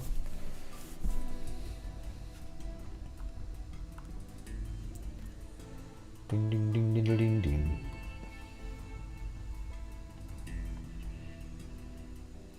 T-cell or something. All right, thanks, T-cell on PayPal for McDonald's. Rebecca nap time. Hey, it's the Joey GBB.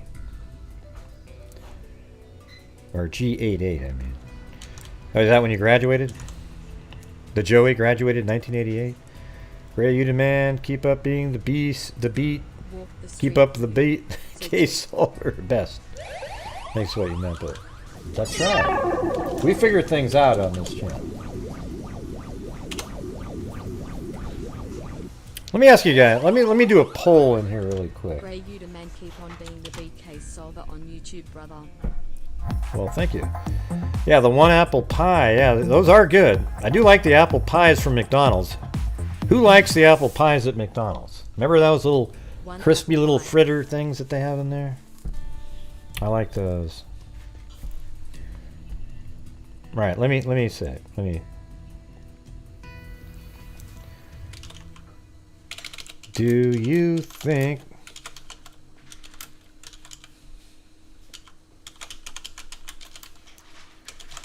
Bryan Kohberger is guilty?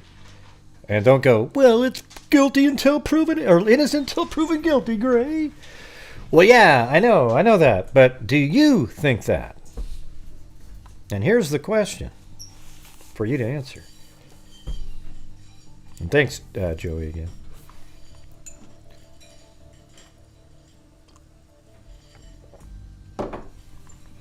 Oh, come on. You don't like those those apple pies they had? Be honest. All right. Twinkie versus Ding Dong.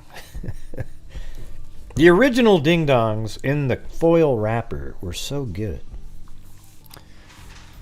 It might have just been that I thought that they were good because, my God, it's wrapped up in this foil. It's got to be good.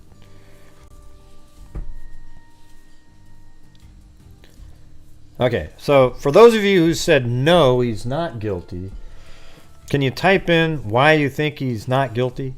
Like, what possible out does he have here? I mean, just think about it for a minute. you've got Bryan Kohberger living in you know what I think Bryan Kohberger is? I made a whole video on this. I think he is a fan of other serial killers and was acting out part one of sort of an homage to Bundy. Because Ted Bundy moved from Pennsylvania to the state of Washington. He moves from why didn't he pick another school to go to? He moves from Pennsylvania to the state of Washington. Then he goes to a off-campus sorority house, believe it or not. And then he killed 4 of the 6 people, just like I think in the sorority case in Florida, Bundy killed 4 people. I think one was off campus, and then he let some people live. And then after that, he drives all the way down with apparently his dad, or he was alone. And then he met his dad back up in Washington, but drove all the way down through Utah and into Colorado.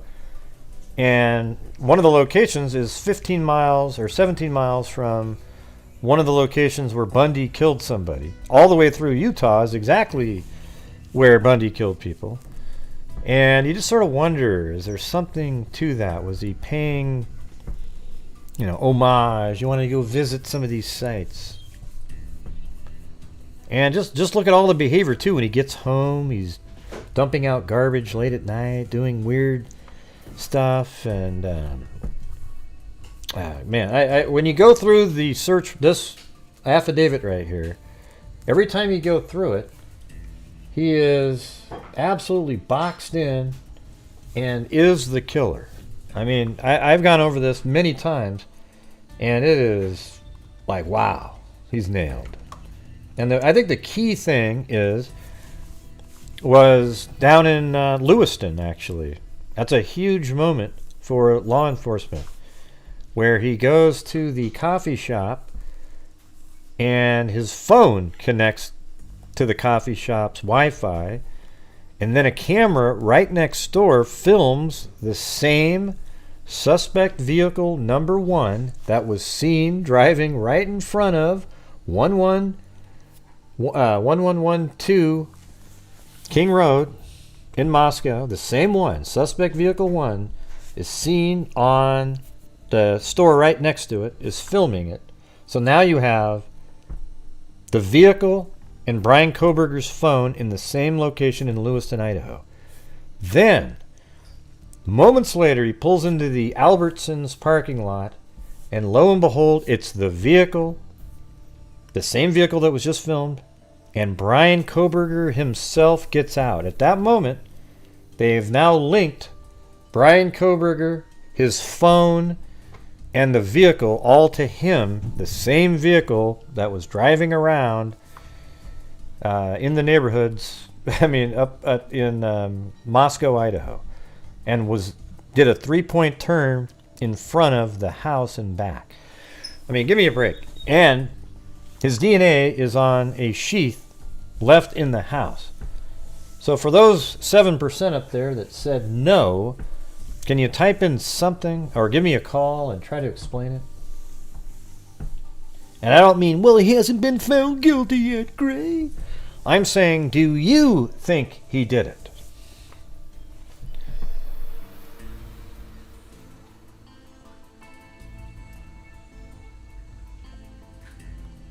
All right, let me close this one down. How many people voted? 129. All right.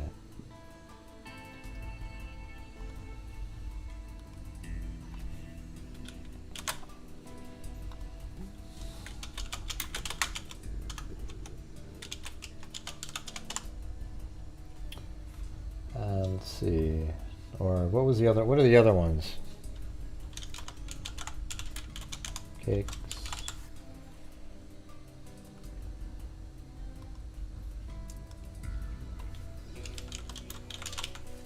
I think I got them right. All right. Ding Dong, Twinkie, Hostess Cupcakes, or those snowball things. Remember those little pink things with this? I never liked those. I think they were sort of coconut.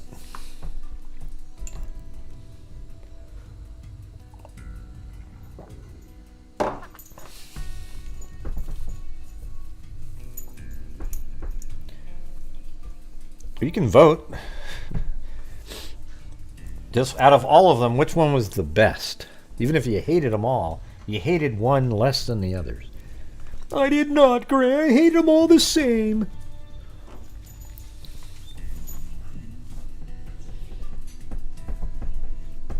So what are we at right now? We've got, we are at Ding Dongs 43%, Twinkie 21. Do you guys ever watch that? What's the movie with Harrelson, Zombieland? That is an awesome movie. Twinkie and Hostess cupcakes. People put some love into Hostess cupcakes. Twinkies, not so much. Yeah. Oh, I've never had a frozen Ding Dong. Do they crunch or are they really hard to bite? I like frozen Snickers and Reese's peanut butter cups, though. That's good.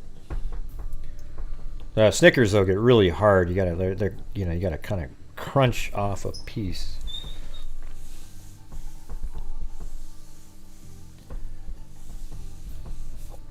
All right. There we go. We're ending that poll. Let me do another one.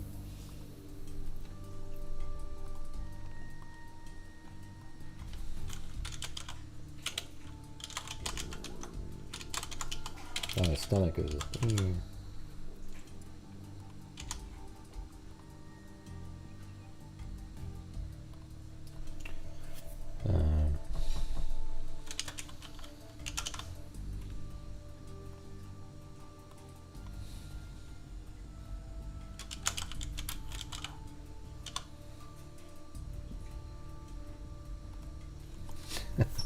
All right, here's one.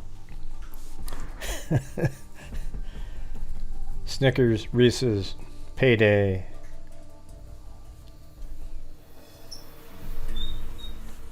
I think Snickers is kind of like the best overall, right? It's, I think it has a wider appeal to Snickers. It's just,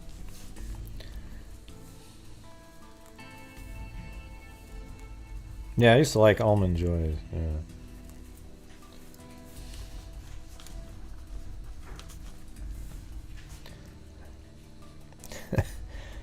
Yeah, Reese's is number one. Snickers, yeah, that's crazy. Reese's peanut butter cup, huh? It's so high up on it. Yeah, those are pretty good.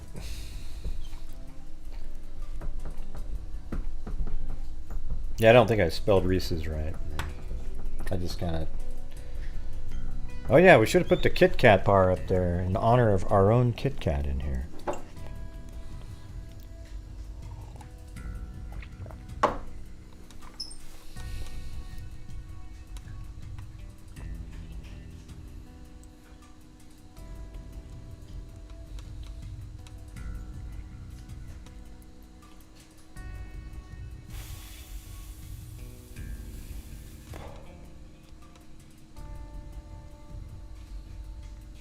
Thanks, Scooby.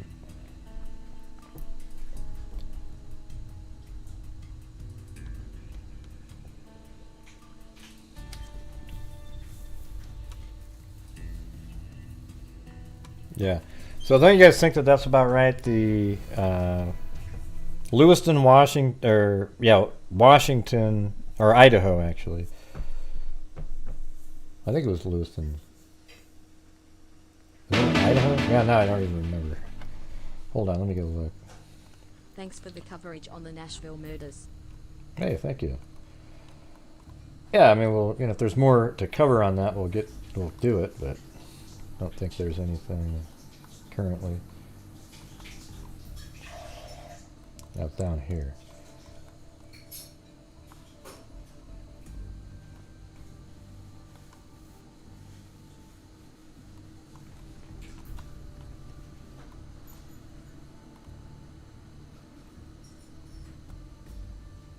Oh, it was Washington. Okay, so this is... Oh, yeah, it was in Clarkston. Lewiston's over here. So it was in Clarkston, Washington. But down in this area, right? I mean, so right here at Kate's Cup of Joe at 12:36, the phone pings in consistent with Kate's Cup of Joe here. Then at 12:36, the same time, a camera picks up his car driving by. Then right after that, he goes down to this Albertsons right here at 12:46, and he literally gets out of his car, and they see him on camera go in there and then back out and leaves at 1:04. And then he's gone for hours and hours and hours. We don't know. Thank you, Griminator Patty. Thanks for the coverage in Nashville. Well, thank you. I know some people don't like some of my opinions, but I can't do anything about them not liking it. You know, I try to be as fair as possible on, you know. Bryan is guilty. Ocean wave. That's right. Ocean wave on Bryan is guilty. Come on.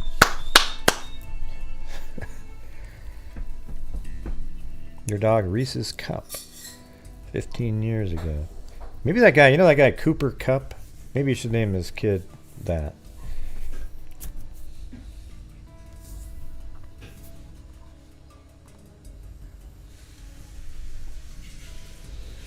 Well, thanks, Simple Life Days.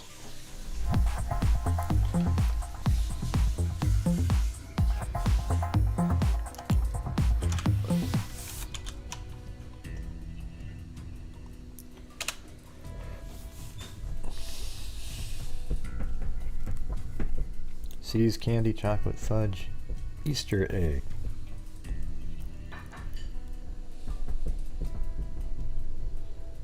Yeah, I mean that's such a huge moment because it's now it's his phone, so it's not somebody else. Okay, so the thing is, people could have argued before. There's somebody using his phone and his vehicle, but he's not really in there. But now his physical body is connected, so all three. But I guess you could still argue that one of the other times during that day, early in the morning hours, it was somebody else. Hey, thank you so much, Woobles66. Ocean wave, ocean wave, ocean wave, ocean wave.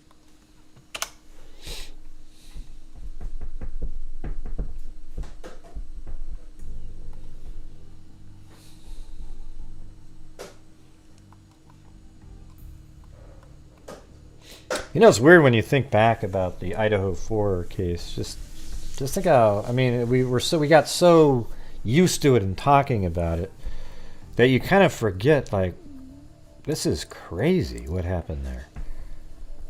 I mean, you don't see this stuff almost ever. And this is literally a serial killer-like person that did that. When I say serial killer-like, I mean, you know, he might have ended up doing it more, because this guy, there wasn't like some vendetta against them for something they did to him. I think he just planned it out because he wanted to go do what he did. Made him feel good. He probably was exhilarated. That's why he came back in the morning. I think it was, what is it, 9 something? Or was it 12? I can't remember exactly what time. Let me look at that again. Yeah, he went back over there, and it only took... I wonder how much his mom researched these serial killers. And that makes me wonder if subconsciously he attached killers/killing to his mom and getting attention/love from his mom. Well, I thought it was more of the teacher that looked up serial killers. I mean, his teacher was an expert on serial killers. What was his mom doing? I remember there was something about his mom. I don't remember it now.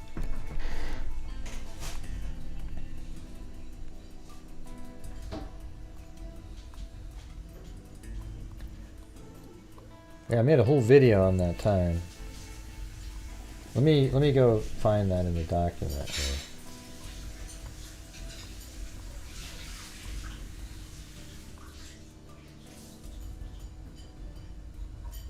I thought it was 12.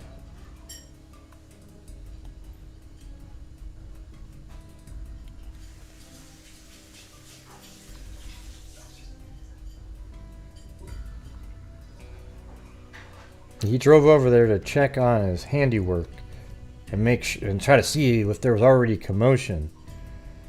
And okay, so I think this is the part where traveling northbound on Stadium Way. That's when he's getting back home. Okay, so it should be coming up after this. Was this it? A white on November 29th, 2020. No, it's before. Oh, that's when they found it. He did want to be a serial killer.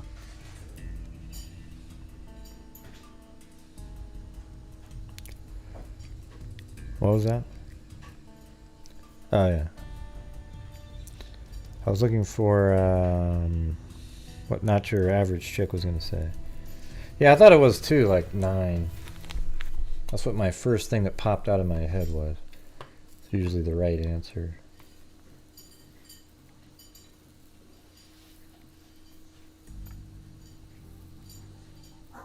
I think I even did a whole video just on that time frame. And how he just drove and turned around and came back. Remember that? Well, let me just see if I have that.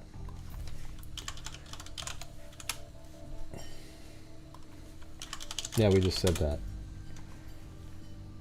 I wasn't really like right at 9 though. It was something else. Videos. Which one is it? 17 minutes. Bryan Kohberger's missing 15 minutes.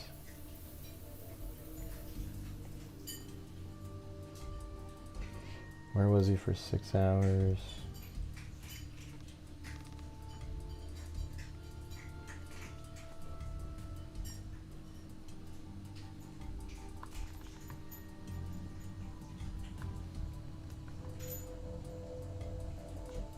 He then turns that his vehicle came out prior to. Oh yeah, that's when he gets back. Time that it takes to drive from Bryan Kohberger's home. Oh, here it is. To 1122 King Road. Yeah. But I don't think he turned 5 different cameras. There's the clock. Mile distance.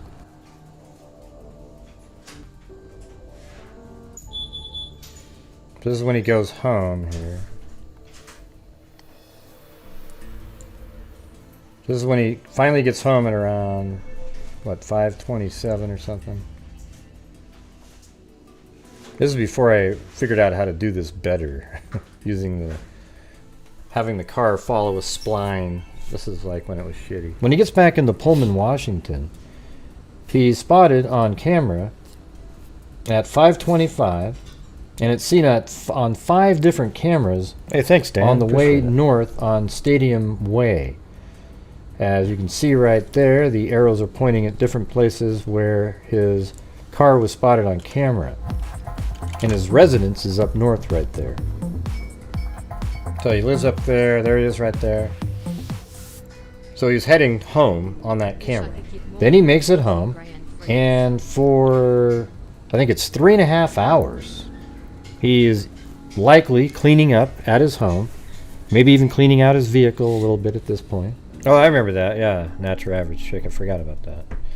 That's right. She was in an article against the death penalty for Bundy. So wouldn't that be interesting? So it was about 9. I have him leaving this general area here. But I think he was already kind of was leaving. And then around 9 p.m., Kohberger's phone pings in a location that is consistent with him leaving his residence. But I don't think he turned his phone on as he was leaving his residence. I think he turned his phone on when he was a mile away or so, but it pinged on the same tower that his residence would use. Yeah, because it doesn't take, I think it was something like 30 minutes round trip to the edge of town to edge of town, back and forth. And we know that the time that it takes to drive from Bryan Kohberger's home to 1122 King Road in Moscow, Idaho, takes around 40 minutes. The probable cause affidavit only 40 minutes, discusses 32 minutes of time. Yeah, so it's 40 from his house, 9 a.m. until 9:32 a.m. So I think we're getting ping information that isn't at his house yet. It's away from his home. He wouldn't have left his phone on pinging all the way to his residence. He probably thought it was just safe to turn his phone on a mile or so away from his home, and then maybe a mile from his home coming back. Yeah, that's why you're missing 4 or 5 minutes on each end going to the locations. I guarantee that's what it is, because it doesn't make sense otherwise. I think the phone pings on the way into Moscow, Idaho, on a cell tower that is also utilized by 1122 King Road, and that's on the way in. And then I think the time between 9:12 and 9:21 is the vehicle driving to the location of the residence, but not specifically right there, as we do not have any indication that it was caught on camera. So maybe 4.5 minutes in, and then 4.5 minutes out. Probably turned his phone off while he was entering into Moscow, Idaho, and then when leaving, turned the phone on again, and it pinged at 9:21 while leaving, but already outside the city limits. That's kind of, I forgot all about this. You know what's funny is this is like too technical for people, where they go, "What do you mean? What do you mean? I just see the guts and the gory stuff." Yeah, no, it's like this video here shows that it actually takes 40 minutes to drive from his house to the King Road residence and then back home, but there's only 32 minutes represented. So you can see right now in their documents. The representation of the white Elantra is heading on Nez Perce Drive near the Sigma Chi fraternity, and then at some point drives around and just checks to see if there's any activity at the residence. Now I don't know where he went, so right here I just darken it out. Whatever way he went to check, we don't know specifically. Then immediately, upon noticing that there was no activity at their residence, heads back out the same way he came. He must have been surprised that there was no ambulances or anything, and heads out of town. Now, if you look at the clock up there, I have representation up there about the time where his cell phone might ping, and as you can see right there, it's 9:16. About 9:21, I think he may have turned his phone back on again. I doubt he had his phone on while he was in Moscow, Idaho, but probably when he exited, he felt safe to turn it back on again. So inside of Moscow, Idaho, he would not have his cell phone on. And as you can see on the map right here, he's on Perimeter Drive. Because it looks real, Plato, maybe? like there's a real car driving around. You know, I came up with I'm doing the Bright Again animation. And what I did this time, once he gets to Highway 8, it's pretty crazy. He would head west to Pullman, and there we go from a wider shot. And look at the time up there. Now it's about 9:20, and you can see the Washington line there. Perhaps he was even using that as his on and off point. So as he's about to enter the state of Idaho, he turns off his phone, and then on the way back, after he exits Idaho and gets into the state of Washington, he then turns his phone back on, and that's when it pings again off of a tower. And there's a tower that is west of Moscow, Idaho, that is likely the one that services 1122 King Road. And as you can see right now, he's driving back down. I tried to line up the time to various points with Google Maps and sped up the clock accordingly. So as you can see, here comes the representation of the Elantra heading back to Pullman, Washington. Obviously, the car in this video is about 20 times larger than an actual vehicle driving there. And now it's 9:26. So what we're really seeing here is that when he went back to Moscow, Idaho, it was really just to drive by really quick and check his handiwork. If I say really one more time, out of there.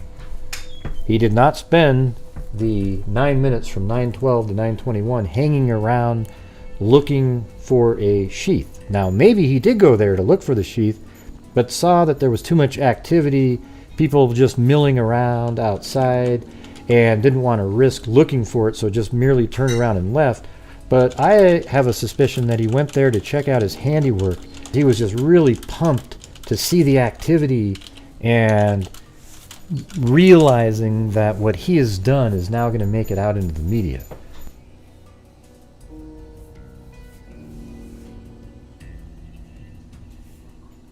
So then he heads back to his residence, and likely got home probably sometime around 9:35.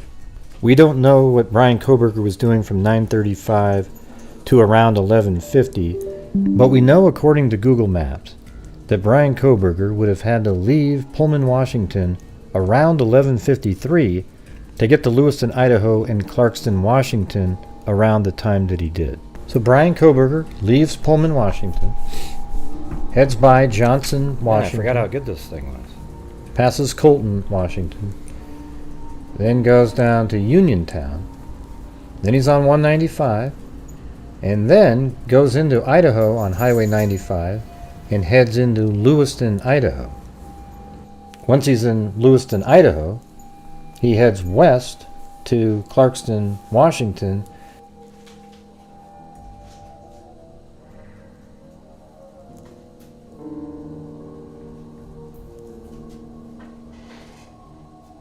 And then goes to a coffee shop. And it's called Kate's Cup of Joe Coffee, located at 810 Port Drive, Clarkston, Washington.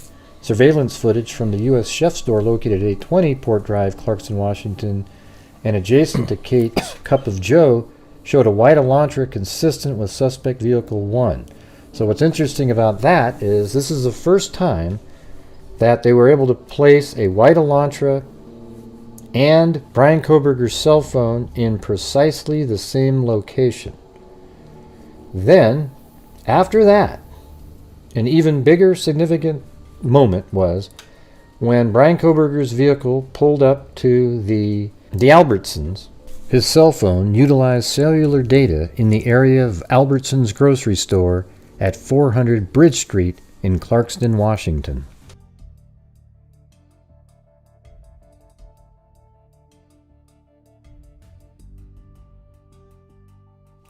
Gray, how do you know it's that space on the ground that he parked? Well, I don't. I just chose a parking spot and put it in there. And then around 12:49, the interior surveillance cameras showed Kohberger walk through the store, purchase unknown items at the checkout, and leave at approximately 1:04. So this moment is extremely significant as it ties Bryan Kohberger's face to the suspect vehicle and his cell phone at the same time, because they were able to see that his vehicle had just left the coffee shop and it's associated with his cell phone, and now we see Bryan Kohberger himself enter the Albertsons store, and now all three are tied together. Now at this point, Kohberger leaves the Albertsons, and obviously at that point he turned his cell phone off because it doesn't ping again for almost 4.5 hours. It's a really big car right there. It's about as big as the buildings. That's why sometimes I switch over. And we don't know where he went. He could have gone south from Lewiston, Idaho, or Clarkston, Washington, maybe an 1.5-hour drive, then drive back, then head up north.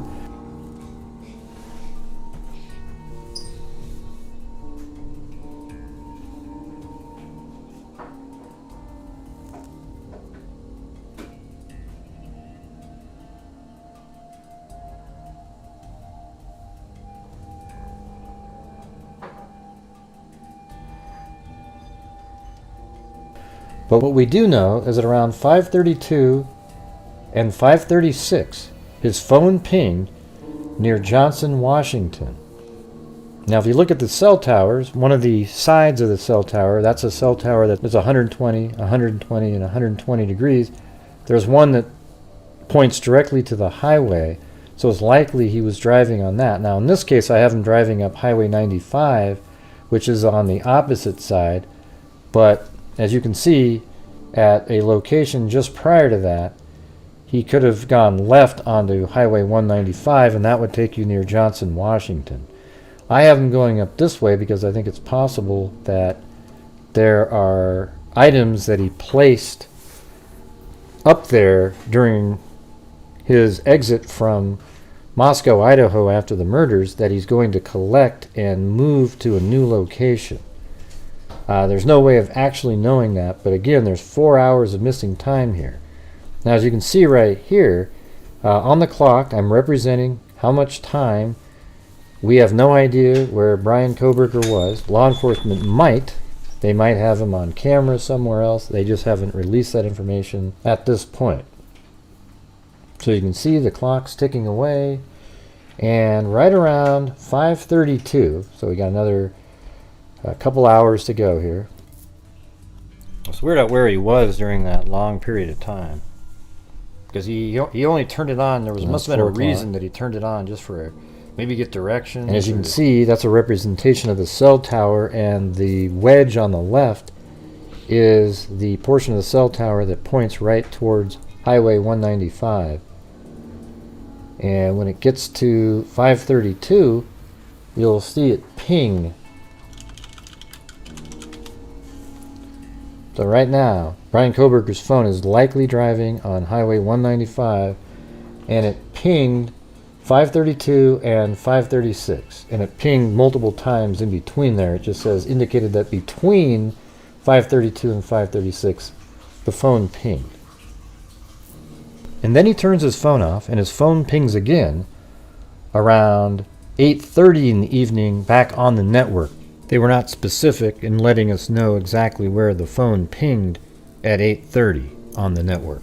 So as you can see by this video, there are some very interesting time frames here where Bryan Kohberger likely could have hid items. I think the most intriguing one, however, is just after the murders, when you know he's looking to get rid of the bloody knife and bloody clothing after heading south out of Moscow, Idaho. He would have almost immediately wanted to get rid of those items, and we're missing around 17 minutes of time, as it should have only taken 55 minutes to get from 1122 King Road to Bryan Kohberger's residence, but it took an hour and 7 minutes. But there's 17 minutes of missing time in the first leg, where he could have disposed of the bloody knife and clothing, but made up some time on the way back. So it seems like he shaved off 3 to 5 minutes by maybe speeding through the area where he cut across to get into Washington. It's interesting how he uses Idaho and Washington, and where his phone pings and where it doesn't ping. Seems like he was pretty aware of what state he was in at any given time. So I really appreciate all of you guys for watching. If you could hit that like, share, and subscribe button, I would really appreciate it. And heck, maybe people can get out there and look in that first section. On my live show last night, we discussed in depth on where that possibly could be, where the knife and clothing were dumped. There's really no way of us knowing if Bryan Kohberger did dump the bloody knife and bloody clothing, but the 17 minutes of missing time is certainly very interesting. There you go, there you go, there you go, there you go. So again, I thought that was pretty good. Forgot about that. You know what I should do is that the other case that I had for tonight. See if I can zip through it. I don't think it's possible, but maybe I'll spend extra time tonight. Maybe I can go to another. Let's see, where is it? All right, here we go, you guys. I'm going to do something totally different now. So if you're only Bryan Kohberger centric, then you probably won't like it. Just warning you now. It's my fair warning. And by the way, if you're out there, hit the subscribe button, please. Thank you. I don't want to, Gray. Don't tell me what to do. Then don't. Who cares? Yeah, this guy right here, Russel Evans, unsolved homicide victim, June 4th, 1989. And guess where? Spokane, Washington, not too far away. Thank you, Simple Life Days.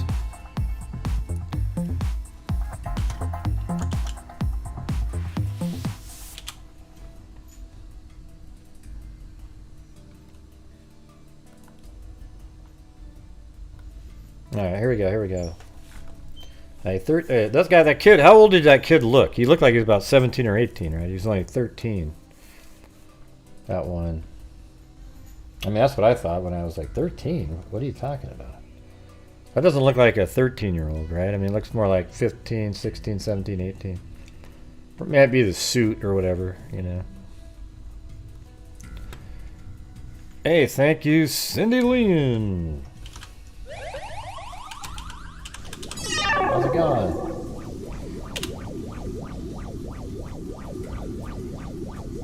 What do you mean, I almost 12? What does that mean, Plato? Ray arguing with himself again. Oh, I like doing that. Yeah, it's fun. It's arguing with past experience. That's what it's arguing with. So just say, oh, he's arguing with past experience again. We'll just call him. He's arguing with. Well, I can't say PE because I'd be profiling E a little bit. Past experience. PX. There you go. A 13-year-old boy who was found on a southeast Spokane street early Sunday has a little bit of a Stephen Smith vibe to it, you know.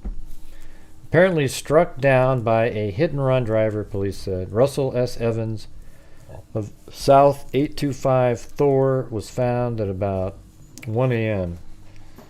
So let me just throw something over here.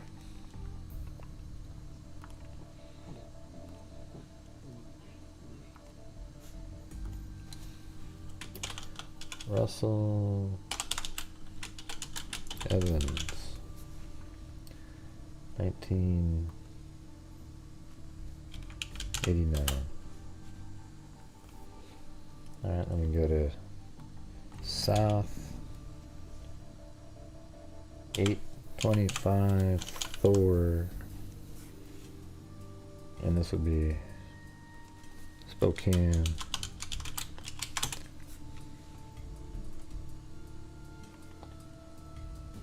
Maybe it's supposed to be. Not sure what that means. S825. Maybe it's supposed to be. Oh, maybe it's south. There you go. Yeah, 825 south. So this is where he lived at the time.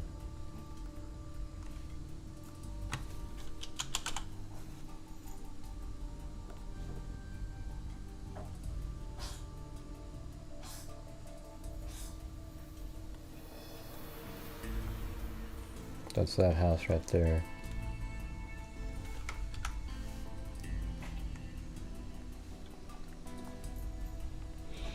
And so Russell S. Evans of South 825 Thor was found about 1 a.m. in the northbound lane of Ray near 13th. So what is there? Ray and 13th?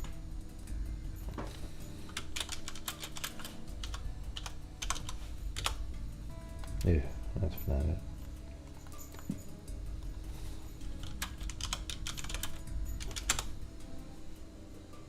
It doesn't show it in there. The boy was taken to Sacred Heart Medical Center where he died at 9:10 a.m. of multiple injuries. Police have no suspects. Then, okay, we already did that one.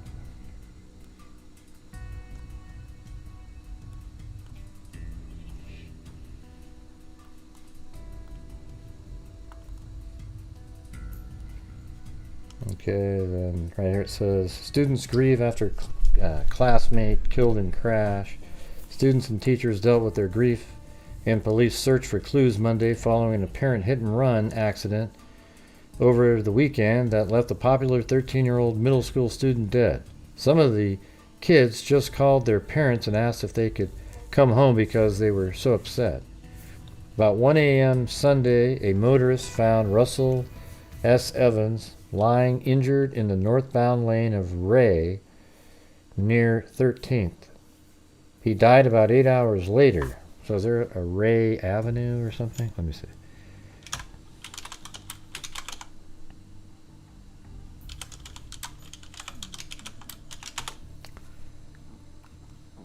Yeah, I don't know. Ray Street?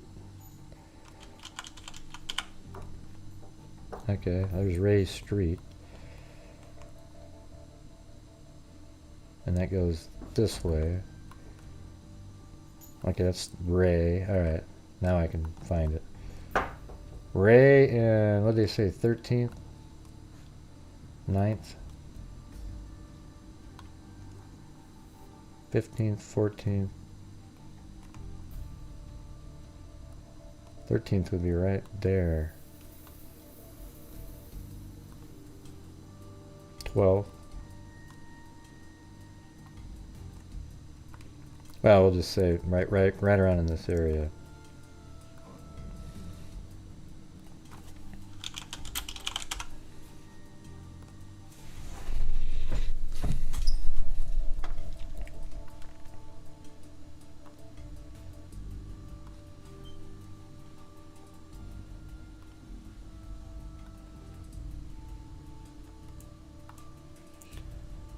Police reported no arrests as of Monday.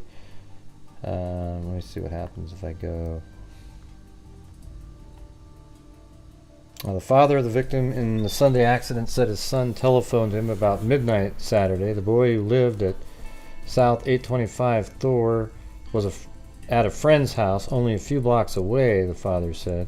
He was running a little late, that's why he called.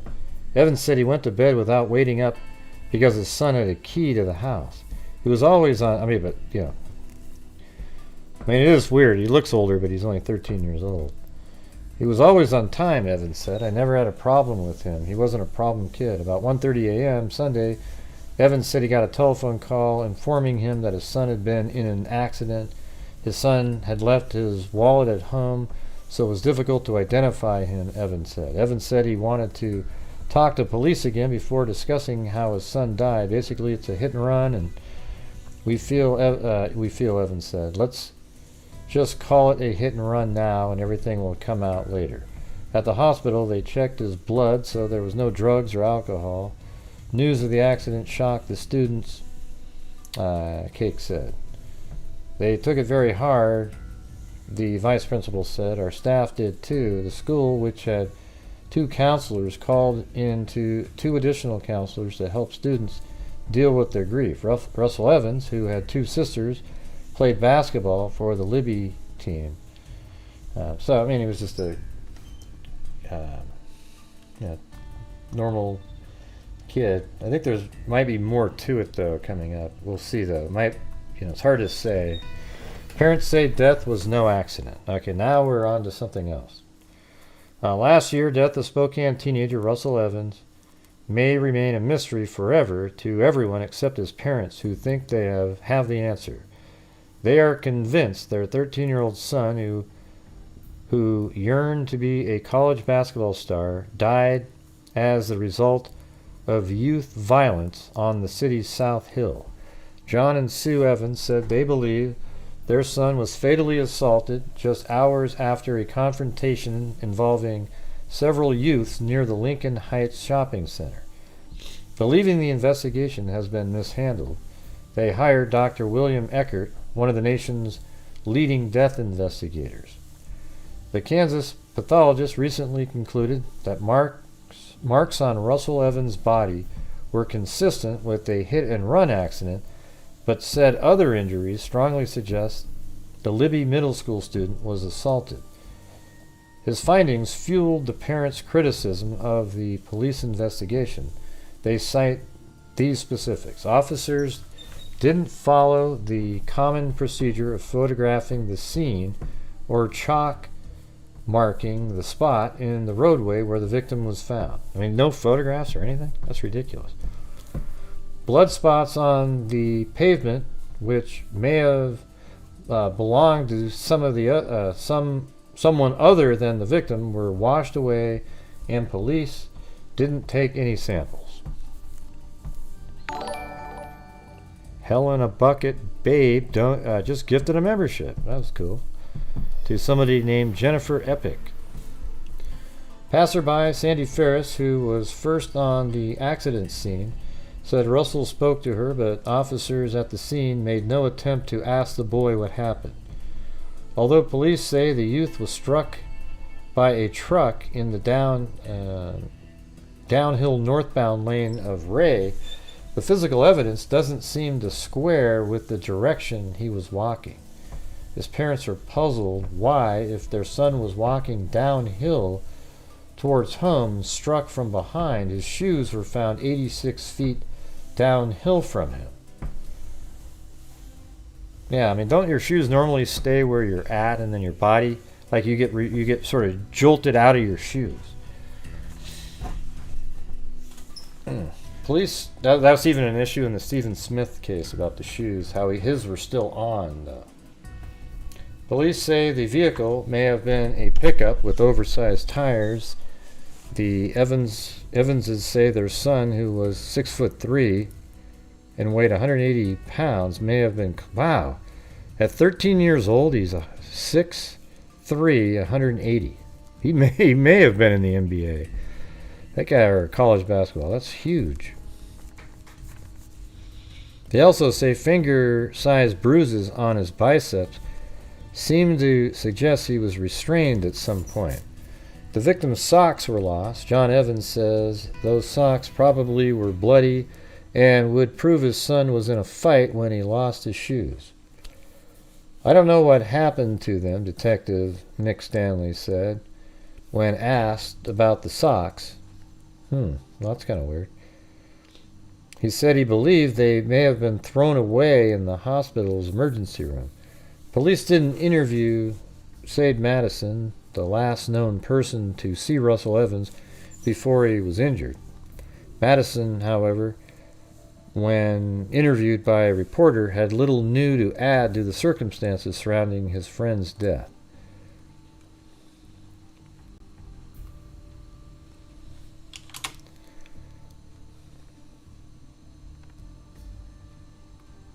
Is that?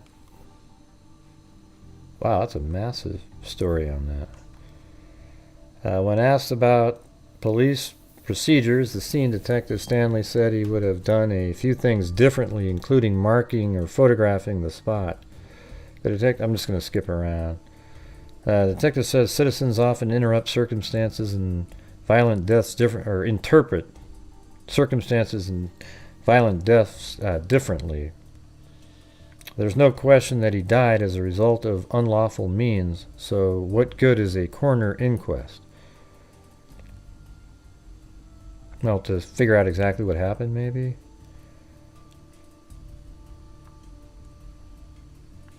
That makes sense. They have the... Yeah, so we have this pretty close to... Yeah, they have it where it's about right here. Like right in that area. Thank you, Eugenie.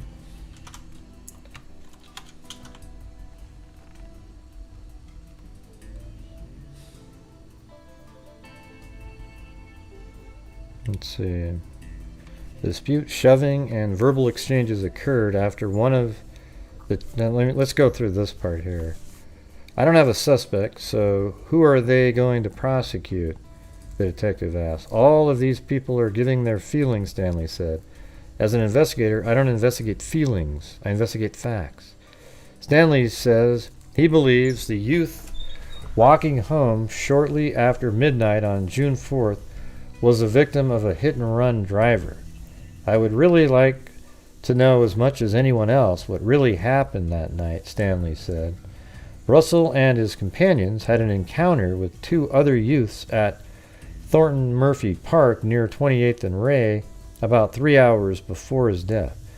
The dispute, shoving, and verbal exchanges occurred after one of the youths gave his telephone number to Dawn Hepburn, the girlfriend of Aaron Abramson, who was a close friend of Russell Evans.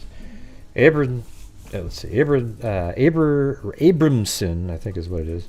Hepburn and other witnesses said that as the dispute ended, one of the two youths, apparently believing their side was outnumbered, pledged to go get their homeboys and return to even the score. Russell stayed with 7 of his friends, heading south to the Ferris campus. That group included Abramson and Bryan Bushing, both of whom witnessed the earlier shoving match. At about 12:05 a.m., Russell telephoned from the home of a friend near 34th and Freya to tell his father he was walking home. Sade Madison, 15, currently a sophomore at Ferris and Russell, had a chance encounter about 12:15 a.m. when they met under a streetlight at 33rd and Thor. So just some other... Let's see, 34th and Freya. Where the hell's...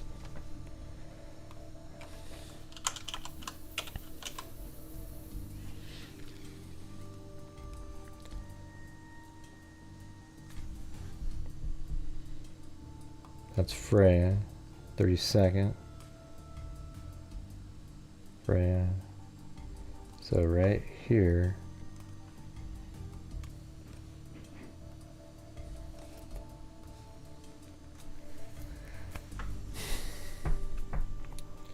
Telephone to phone from the home of a friend. So this is where he called home at 12:05.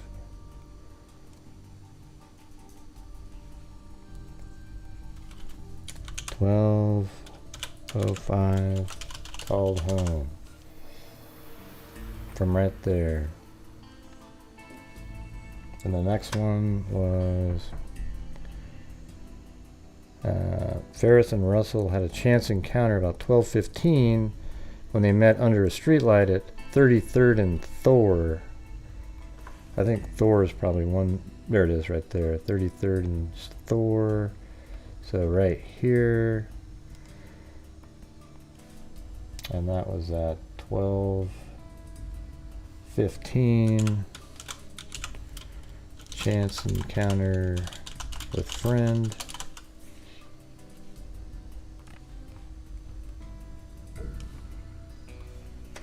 And they got it pretty documented.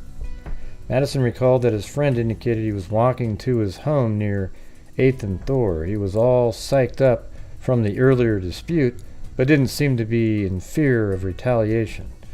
Sade Matheson said he accompanied his friend to 29th and Freya.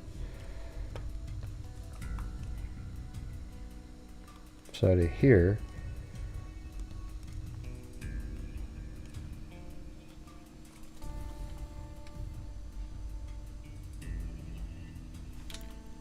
Russell departed with friend.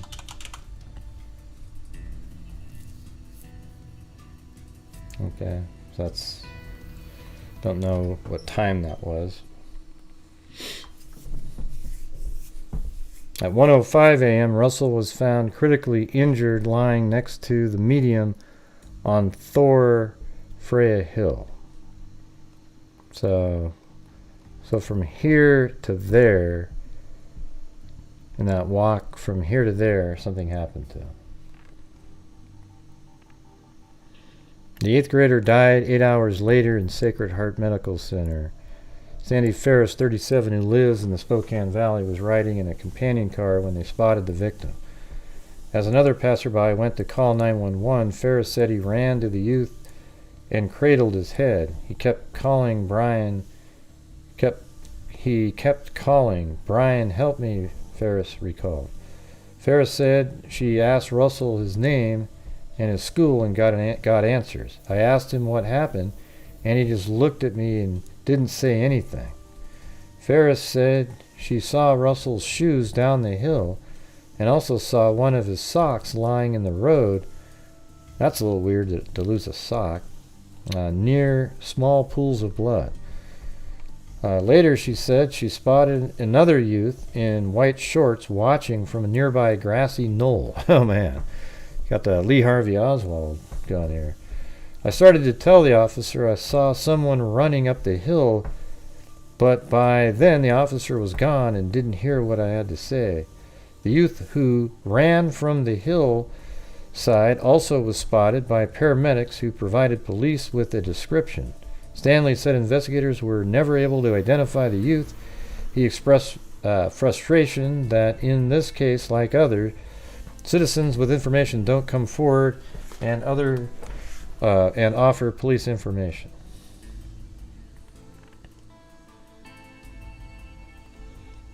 Let's see. The autopsy showed the victim has not been using alcohol or drugs. Lindholm later told detectives he considered the case to be a classic hit-and-run fatality. At that time, late July, the case was transferred to the Department of Traffic Investigation. But when John and Sue Evans heard what they demanded an audience with Police Chief Terry Mangan. The chief said he had a couple of additional questions and ordered the case back to the Major Crimes Unit. And you guys, the reading is going on, so we're back into this mode. The case remains there. It's never been clear exactly how he died, said Assistant Police Chief Richard Jorgensen. Stanley said he and other detectives interviewed more than 50 people, most of them classmates of the victim and students. It got to the point where our own information was coming back to us. Police said they have given lie detector tests to 7 youths whom they refused to identify. 6 teenagers were cleared by the polygraph test. A car owned by one of 7 subjects of interest was identified in the course of police investigation. The detective said he examined the car but could find nothing tying it to the death. The car later was taken to a junkyard, Stanley said, and he cleared its owner of any involvement. So anyways, that's where they're at on that. And that was on April 20th, 1990, so that was almost a year later. And then Mystery Show continues feasting on Spokane cases. So I think he was on Unsolved Mysteries, this one. Production crews for television shows Unsolved Mysteries are in Spokane to produce a segment about the June 1989 death of teenager Russel Evans. So there you go. I think they did an episode.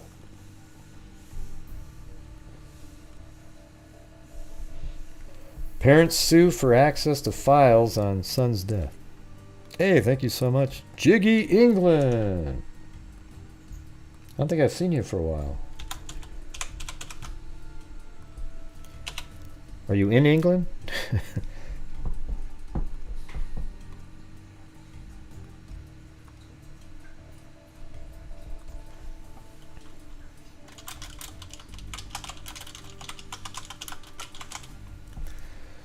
Yeah. All right. The parents of Spokane teenager killed 2 years ago are suing the Spokane Police Department for release of the reports on his death. In the lawsuit filed Wednesday in Superior Court, John and Sue Evans request 43 pages of investigation reports they allege the department has withheld. The Evanses are seeking the documents under the state's Open Records Act. Their lawsuit also seeks lawyer fees and a $25 a day fine for each day they were denied access to the papers. Russel Evans, 13, was found seriously injured on a street in southern edge of town. So we know the rest of that. But so anyways, the parents are seeking access to the files because they're not doing anything about it. Then in 1992, parents gain release of files, so they actually got them.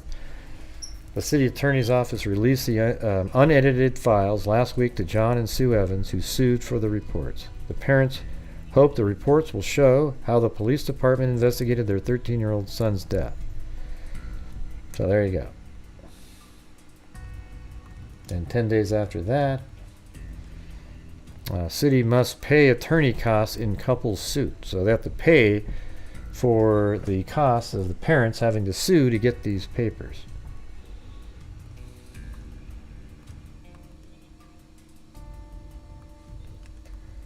Parents file grievance over probe of son's death. So the parents of a Spokane boy who died 3 years ago have filed a grievance with the Spokane County Medical Society over how his death was investigated. You hear this a lot from various parents out there. I mean, it's not incredibly common, but it's, it's not uncommon. See what I'm saying?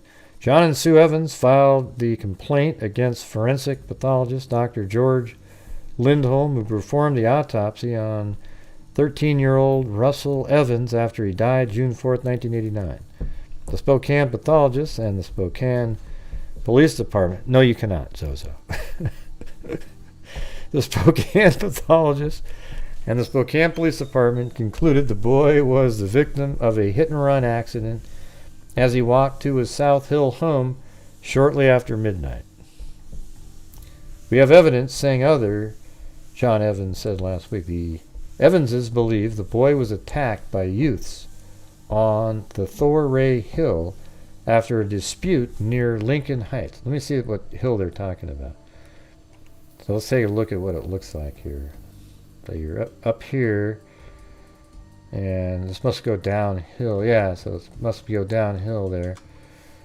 And this right here is 2,039 feet elevation, and this is 1998, so that goes down 40 feet just in that space right there.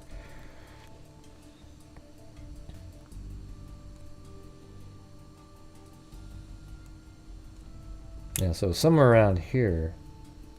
I wonder if that curve had anything to do with it. Now the Evanses were air their concerns about the death investigation, and Lindholm will get a chance to hear their grievance before a medical society committee today, said Dr. Donald Story. The hearing is not open to the public. Lindholm said the grievances involves evidence that could not be discussed publicly, so he could not comment further on the matter. Since their son's death, the Evanses have waged a long, paper-filled fight to get an independent police investigation into the case, perhaps by the Washington State Patrol. So, you know, these kind of parents that I mean, it's pretty amazing that they people are lucky to have parents that fight like that. I mean, I could actually say, see, I bring my brother a lot because it's my only example of somebody really close that died. But when he died, my brother died in a fraternity, and you know, there was so much coke in the fraternity, and they don't really know exactly how my brother died, but his heart was enlarged and something, and he had done coke too, so maybe there was a combination effect. But back then in 1986, coke was like, you know, having a beer. I mean, it was all over. I never tried it or anything like that, but he did. He wasn't addicted or anything, but you know, maybe that one day it did something to him. But there's no regulation at all in the fraternities. Nothing. People just walked around, drugs everywhere, doing stuff. So my mom actually sued the fraternity to try to start like an anti-drug crusade. And basically that's what she did for 20 years, is fight against the legalization of drugs. So there's people out there in this audience right now, oh, that sucks, man, drugs should be legal. I don't give a shit what you think, man. I really don't give a shit what you think about it. Okay, what I think is amazing that she put in the effort to fight against the legalization of drugs to do something good.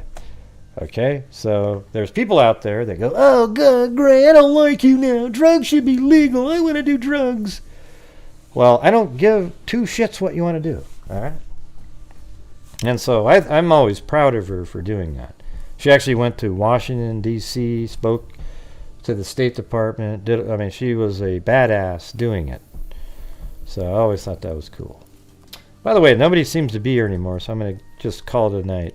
I mean, like nobody's commented for 20 minutes in here. It's the most ridiculous thing I've ever seen. So, anyways, have a great evening, everybody. We'll see you guys. See you tomorrow.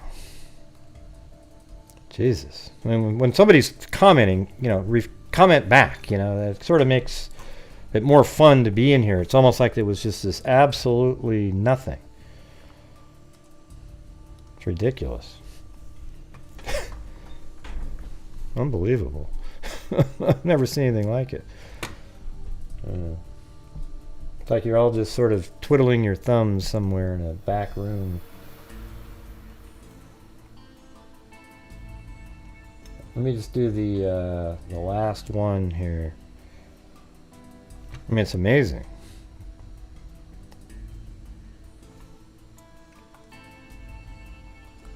There was an article that I just found before the show from. I'll skip the other ones because it sounds like you guys aren't really that interested. So I'm gonna go.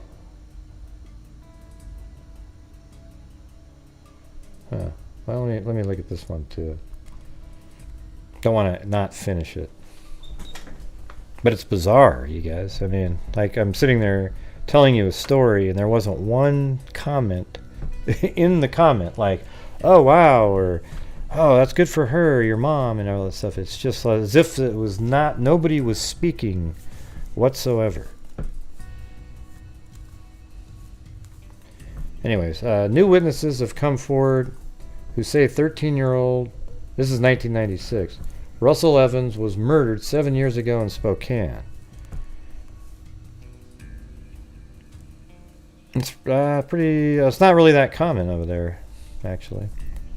A lot of people have overdoses. He just happened to die because they didn't have the equipment to get him to live. You know, they didn't have the defibrillator shit that they do now. And, anyways, based on their statements, the boys' parents believe they've identified gang members who may have carried out the killing. And all my mom was going to do, they just wanted to get to do a lawsuit to start a fund at the school to help other kids not go through the same thing. They weren't trying to profit or make money or do anything.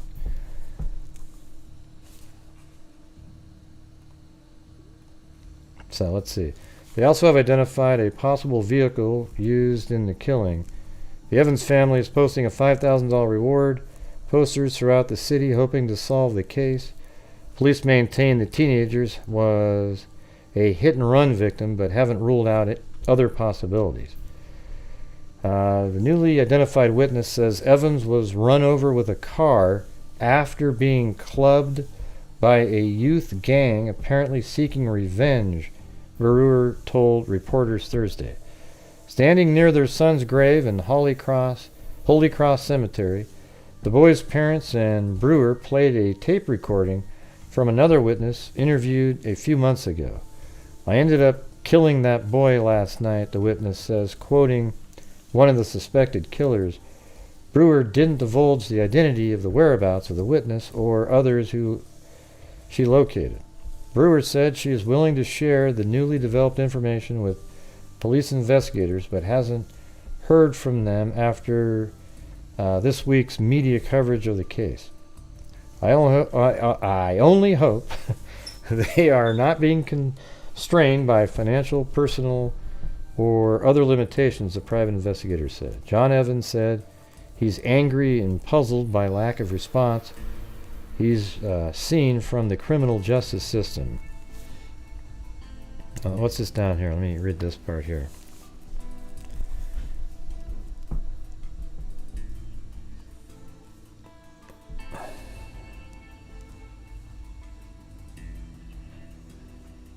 I have no idea what you're talking about, Rebecca, but I rarely do, so it's okay. Memo. This sidebar appeared with the story. Witness speaks. Here are excerpts from taped statements by a witness claiming to be a gang member involved in the June 4th, 1989 death of 13-year-old Russel Evans. A suspect involved said, "Man, I screwed up." He said, "I ended up killing that boy last night." I said, "What happened?" He didn't tell the full details. He ended up running him over. I remember vividly he told me that what I did was I hit him. Once I hit him, backed up and ran over him.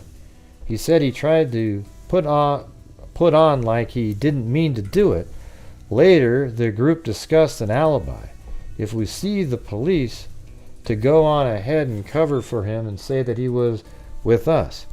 He had talked to me. He had told me at that moment in time, I mean, nobody ever came and approached us as far as an officer, police officer. Nobody came and asked us. Man, I wonder, this is crazy shit right here. This sidebar appeared with the story. Witness speaks. Here are excerpts from a taped statement by a witness. That's just a repeating right there. And then there was an article that was from 1996, and apparently it's still, nothing's been done. So this is from just this year, updated in February it was February 13th, 2020, and then updated January 13th, 2023. So let's figure this.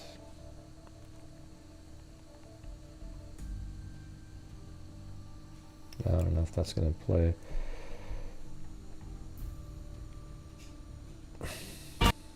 Age that for any reason went to bed and her life later. But tonight, that victim's sister is speaking on camera for the first time, hoping for justice. Now, this is Russ Evans. He was 13 years old when he was hit by a car and possibly beaten as well. His case shook the South Hill, his parents desperate for justice until the leads dried up and his case went cold too. Tonight, Melissa Luck has the new call for leads as 4 News Now investigates who killed Russ Evans. He was a great brother and protected me. How long do you hold on to the memory? He was very loving. Of the single worst day of your life. It's been 30 years. I'm just going to go down here. That's like a piece instead of a reporter. He was very loving. Golik remembers he was a great big brother and he protected me. Golik wasn't there when a driver along 13th and Ray found Russ lying in the road crying for help.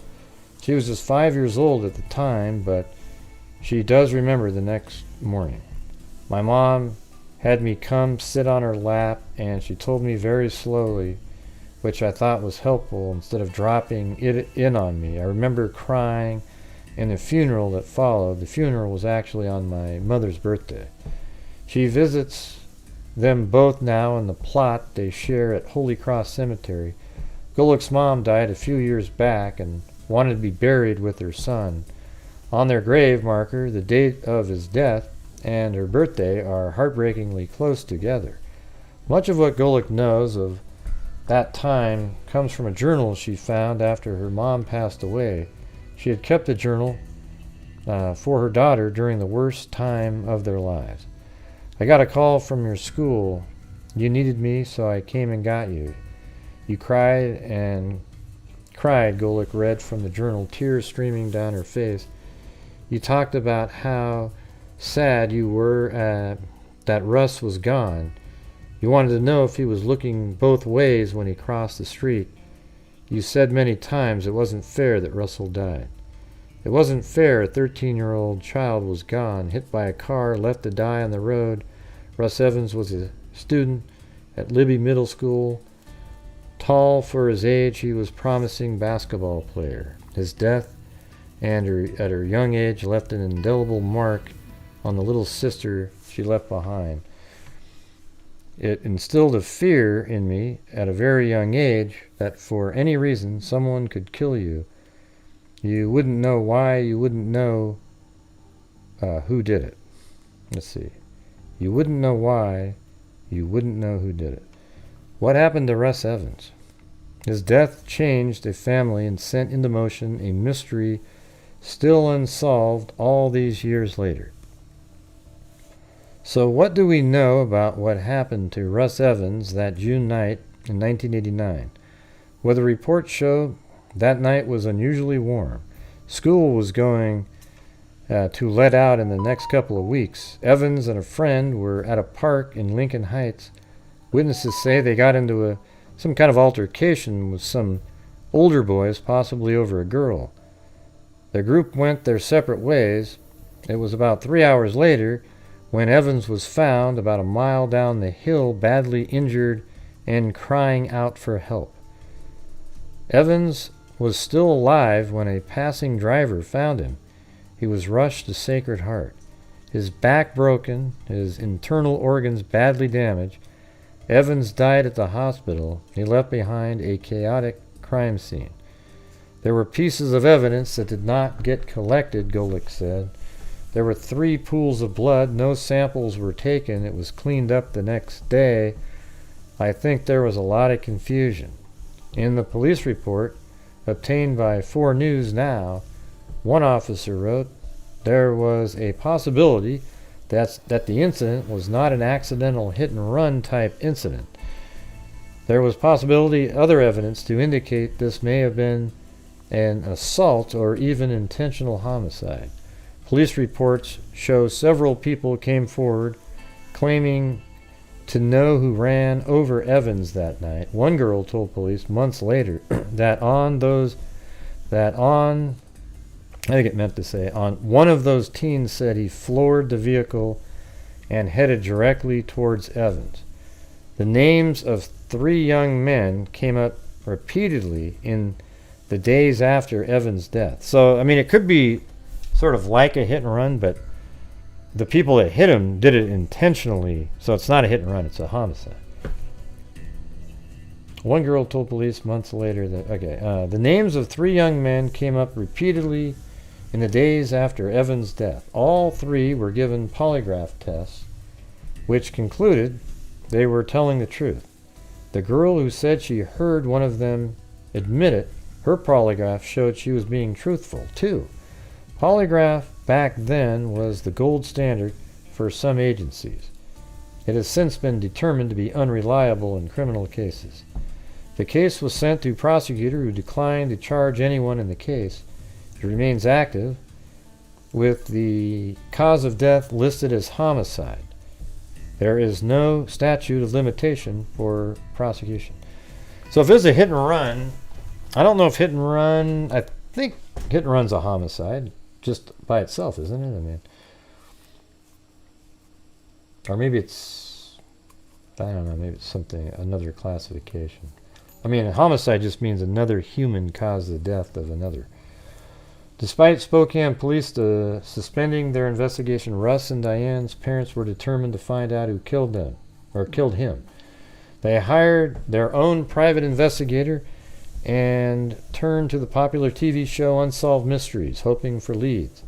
Some came in, and others have continued over the years, but still not enough to file charges.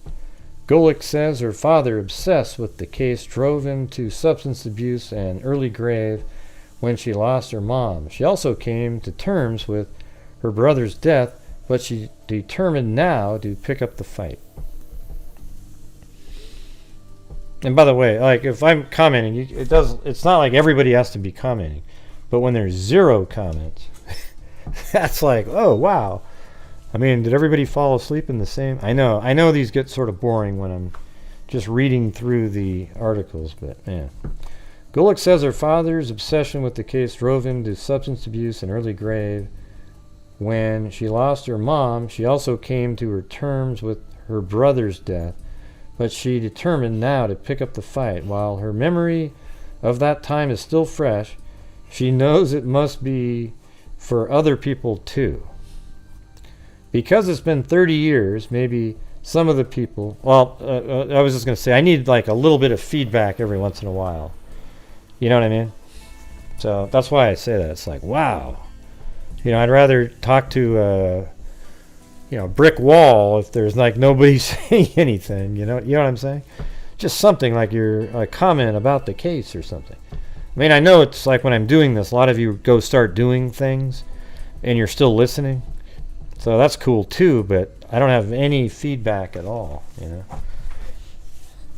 And I blocked a couple people that made comments in here, but they don't know that, so they're still commenting, thinking everybody's reading what they're saying.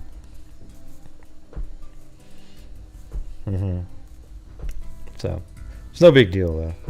It just gets frustrating sometimes,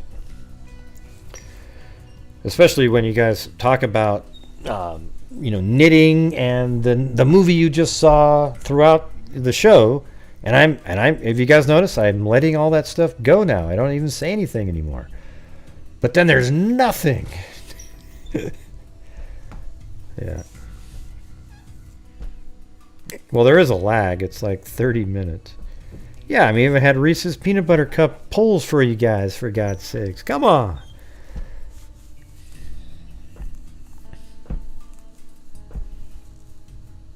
They never heard it. While her memory of that is still fresh, she knows it must be for other people too, because it's been 30 years. Maybe some of the people who have been scared to come forward might feel obligated and safe enough to do that. When you read the report, the evidence just stacks and stacks and stacks. There's DNA in the case. That DNA hasn't been tested. How would they know if there's DNA? With no cold case detective in Spokane Police Department, there just isn't anyone who can pay full attention to old cases like this. She has written to every Spokane council member and also the mayor, hoping the city will dedicate resources to cold case homicides and sexual assaults. Even if something could come of this, and we could get just one detective who's assigned cold cases, Golick believes that could make a difference. She started a Facebook page too for friends and family members of Spokane cold cases. She knows others might share the same horrifying suspicion that she has. From what I understand, they still live in Spokane. I'm sharing the city with someone who murdered my brother who was a child. While she has long since made peace with her brother's death, she's brave enough now to come out of the shadows, hoping to bring his killer or killers to justice. The memory has haunted her long enough. As our interview concluded, Golick asked if she could send a message, whoever killed her brother. You know who you are. You know You know who you were with that night. It's clear from the evidence. I've read you don't trust each other very much. If you are the last to come to the table, your options will be very limited. This isn't over. So it sounds like they actually have a couple people directly in mind and actually believe that one of those, and I bet you it's related to that 1996 confession, basically. It sounds similar to that somebody actually intentionally ran him over. It's pretty crazy. All right, you guys. Hey, we made it anyways to the end.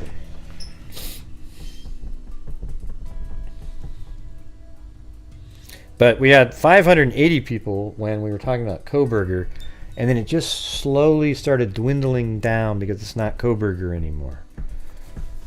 Man, I hate that shit. Nothing worse. But go ahead and hit that like button.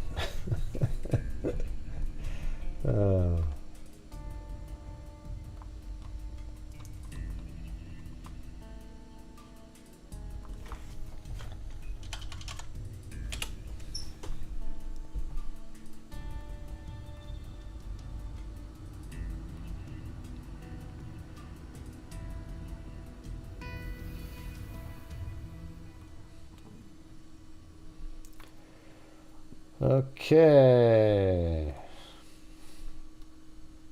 So thank you to... I think we all just kind of decided early on that there's nothing to the Kohberger being the DoorDash driver. I mean, it's sort of interesting, like the timing and the wording, but it's not enough for me to go, oh, wow, wow, wow, wow. Because why wouldn't they just say that? We believe that Kohberger was posing as a DoorDash driver.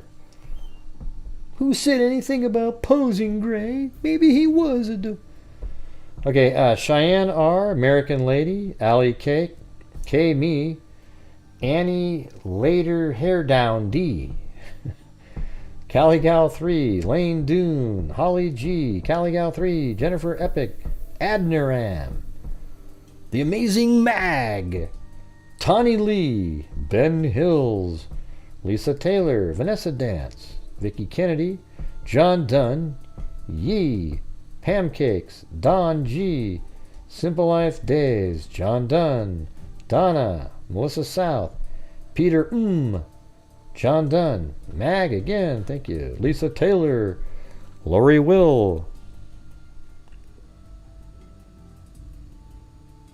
Yeah, it is boring doing the same one. Rebecca Nap Time. The Joey 688. Melissa South. Pam Cakes.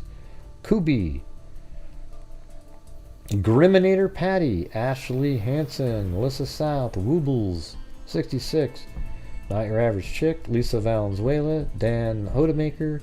Simple Life Days. Cindy Leon. Eugenie. And Jiggy England. Then there was one Cash App by Nana Pam. There you go. Didn't want to say the actual name.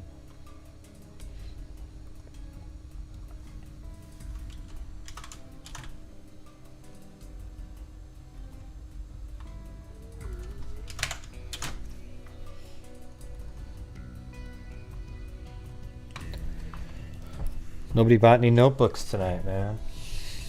What a bummer.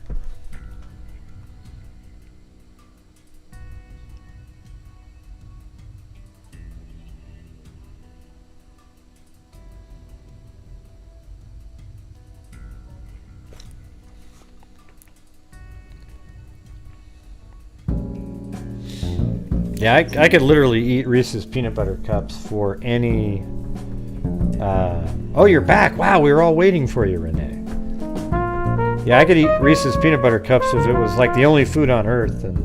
But I could do the same thing with prime rib, too. So it's like, who knows? Prime rib and au jus sauce and the horseradish.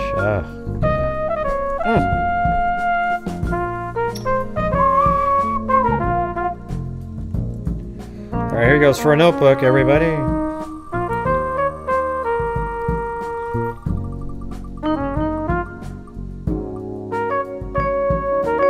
Oh, look at that. Holly G snuck one in right up there. Alright, we're going to spin one more time because Caligal3 said to spin hers from yesterday.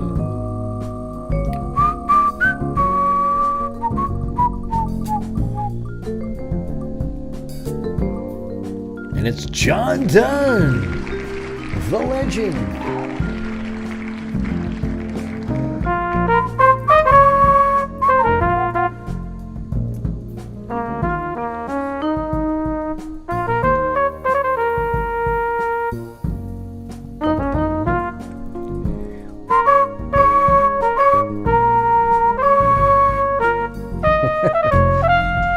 Look how happy KK is for John Dunn.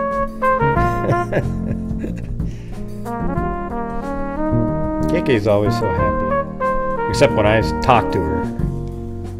I haven't messaged you in a long time on Facebook. Yeah, I don't sell the notebook. It's I have to order them and ship them myself. I even write in them, give you the pens, have my own sticker that I put on the front. I might do a whole bunch of more. I might make it like a little bit more money, but like have about like 5 or 6 things in there. I found this cool pen that might be like the Mary Lou pen. I think so I showed it to Zozo. I don't know what you guys think. Let me see if I can find the pen.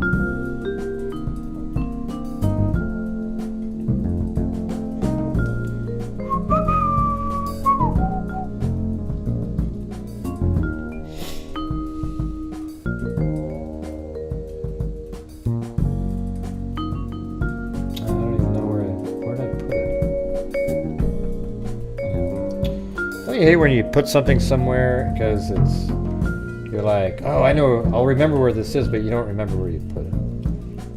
But you thought you were being really smart about how you did it.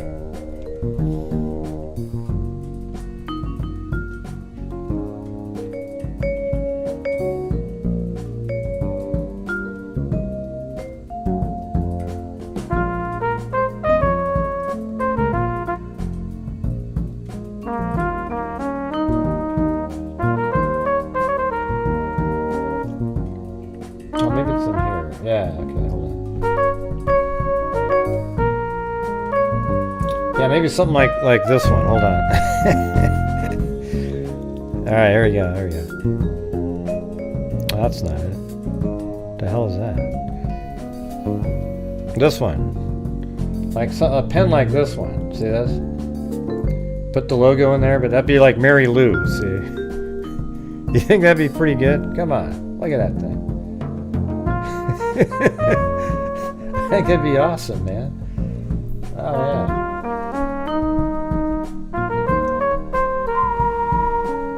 Yeah, we'll get one that's like a pink colored one or something. I think it'd be funny. Yeah, sort of freaky looking. Could be Mary Lou, you know. Who knows? But anyways, all right, you guys. Thank you all for being here tonight. We will see you tomorrow. Oh, wait, tomorrow's Thursday. But Friday we're going to have Larry and Kay on for an hour or so. So I thought it'd be cool just for them to kind of go over from the beginning, you know, just kind of broad strokes and then all the way up until we're at now. You know, it shouldn't take that. We should be able to do it. But, yes. All right, you guys. We'll see you tomorrow. And as I always say, everybody, until next time, be safe out there. Yeah, I've been doing this true crime thing for quite a while now. And during this whole time, I have not seen one person that is a crime dissector, plug rejector. I'm a certified human lie detector. Gonna get ya on a stretcher if you try and play me like an old projector.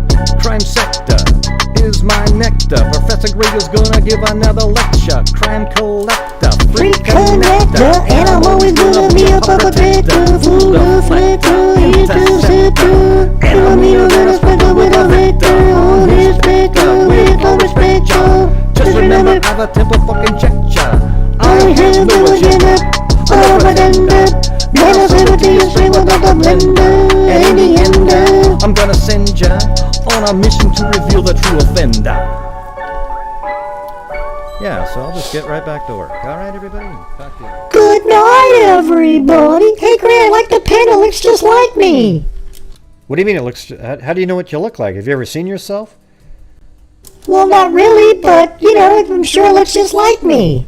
Well, then, how do you know then it looks like you? Well, just looking at the picture, it kind of looks like it would look like I might sound. Okay, Mary Lou. All right. Yes, it looks just like you, Mary Lou. Awesome. And I won't tell you why you can't see it or why you don't know what you look like. What do you mean, Gray? I'm not going to tell you why you don't know what you look like. But I want to know why I don't know what I look like.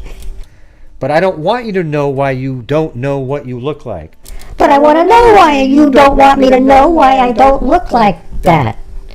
I'm not sure you said that right, Mary Lou, but yes, maybe next time I'll let you know, okay? But thank you for being here, Mary Lou, along with the rest of you, and thank you very much, mods, for what you do out there. And gosh, great! I just wanted to know. Oh, come on. That didn't sound very authentic. Yeah, you're right. Good night, everybody. Oh, boy. Here we go again. All right. See you tomorrow. Be safe out there. Be safe out there, everybody. Yeah, I just said that. I know, I wanted to say it too. But I didn't want you to say it because I already said it. I don't care what you say, Grant. I want to say it because I wanted to say it. Yeah, I know somebody else that sounds just like that. All right, good night.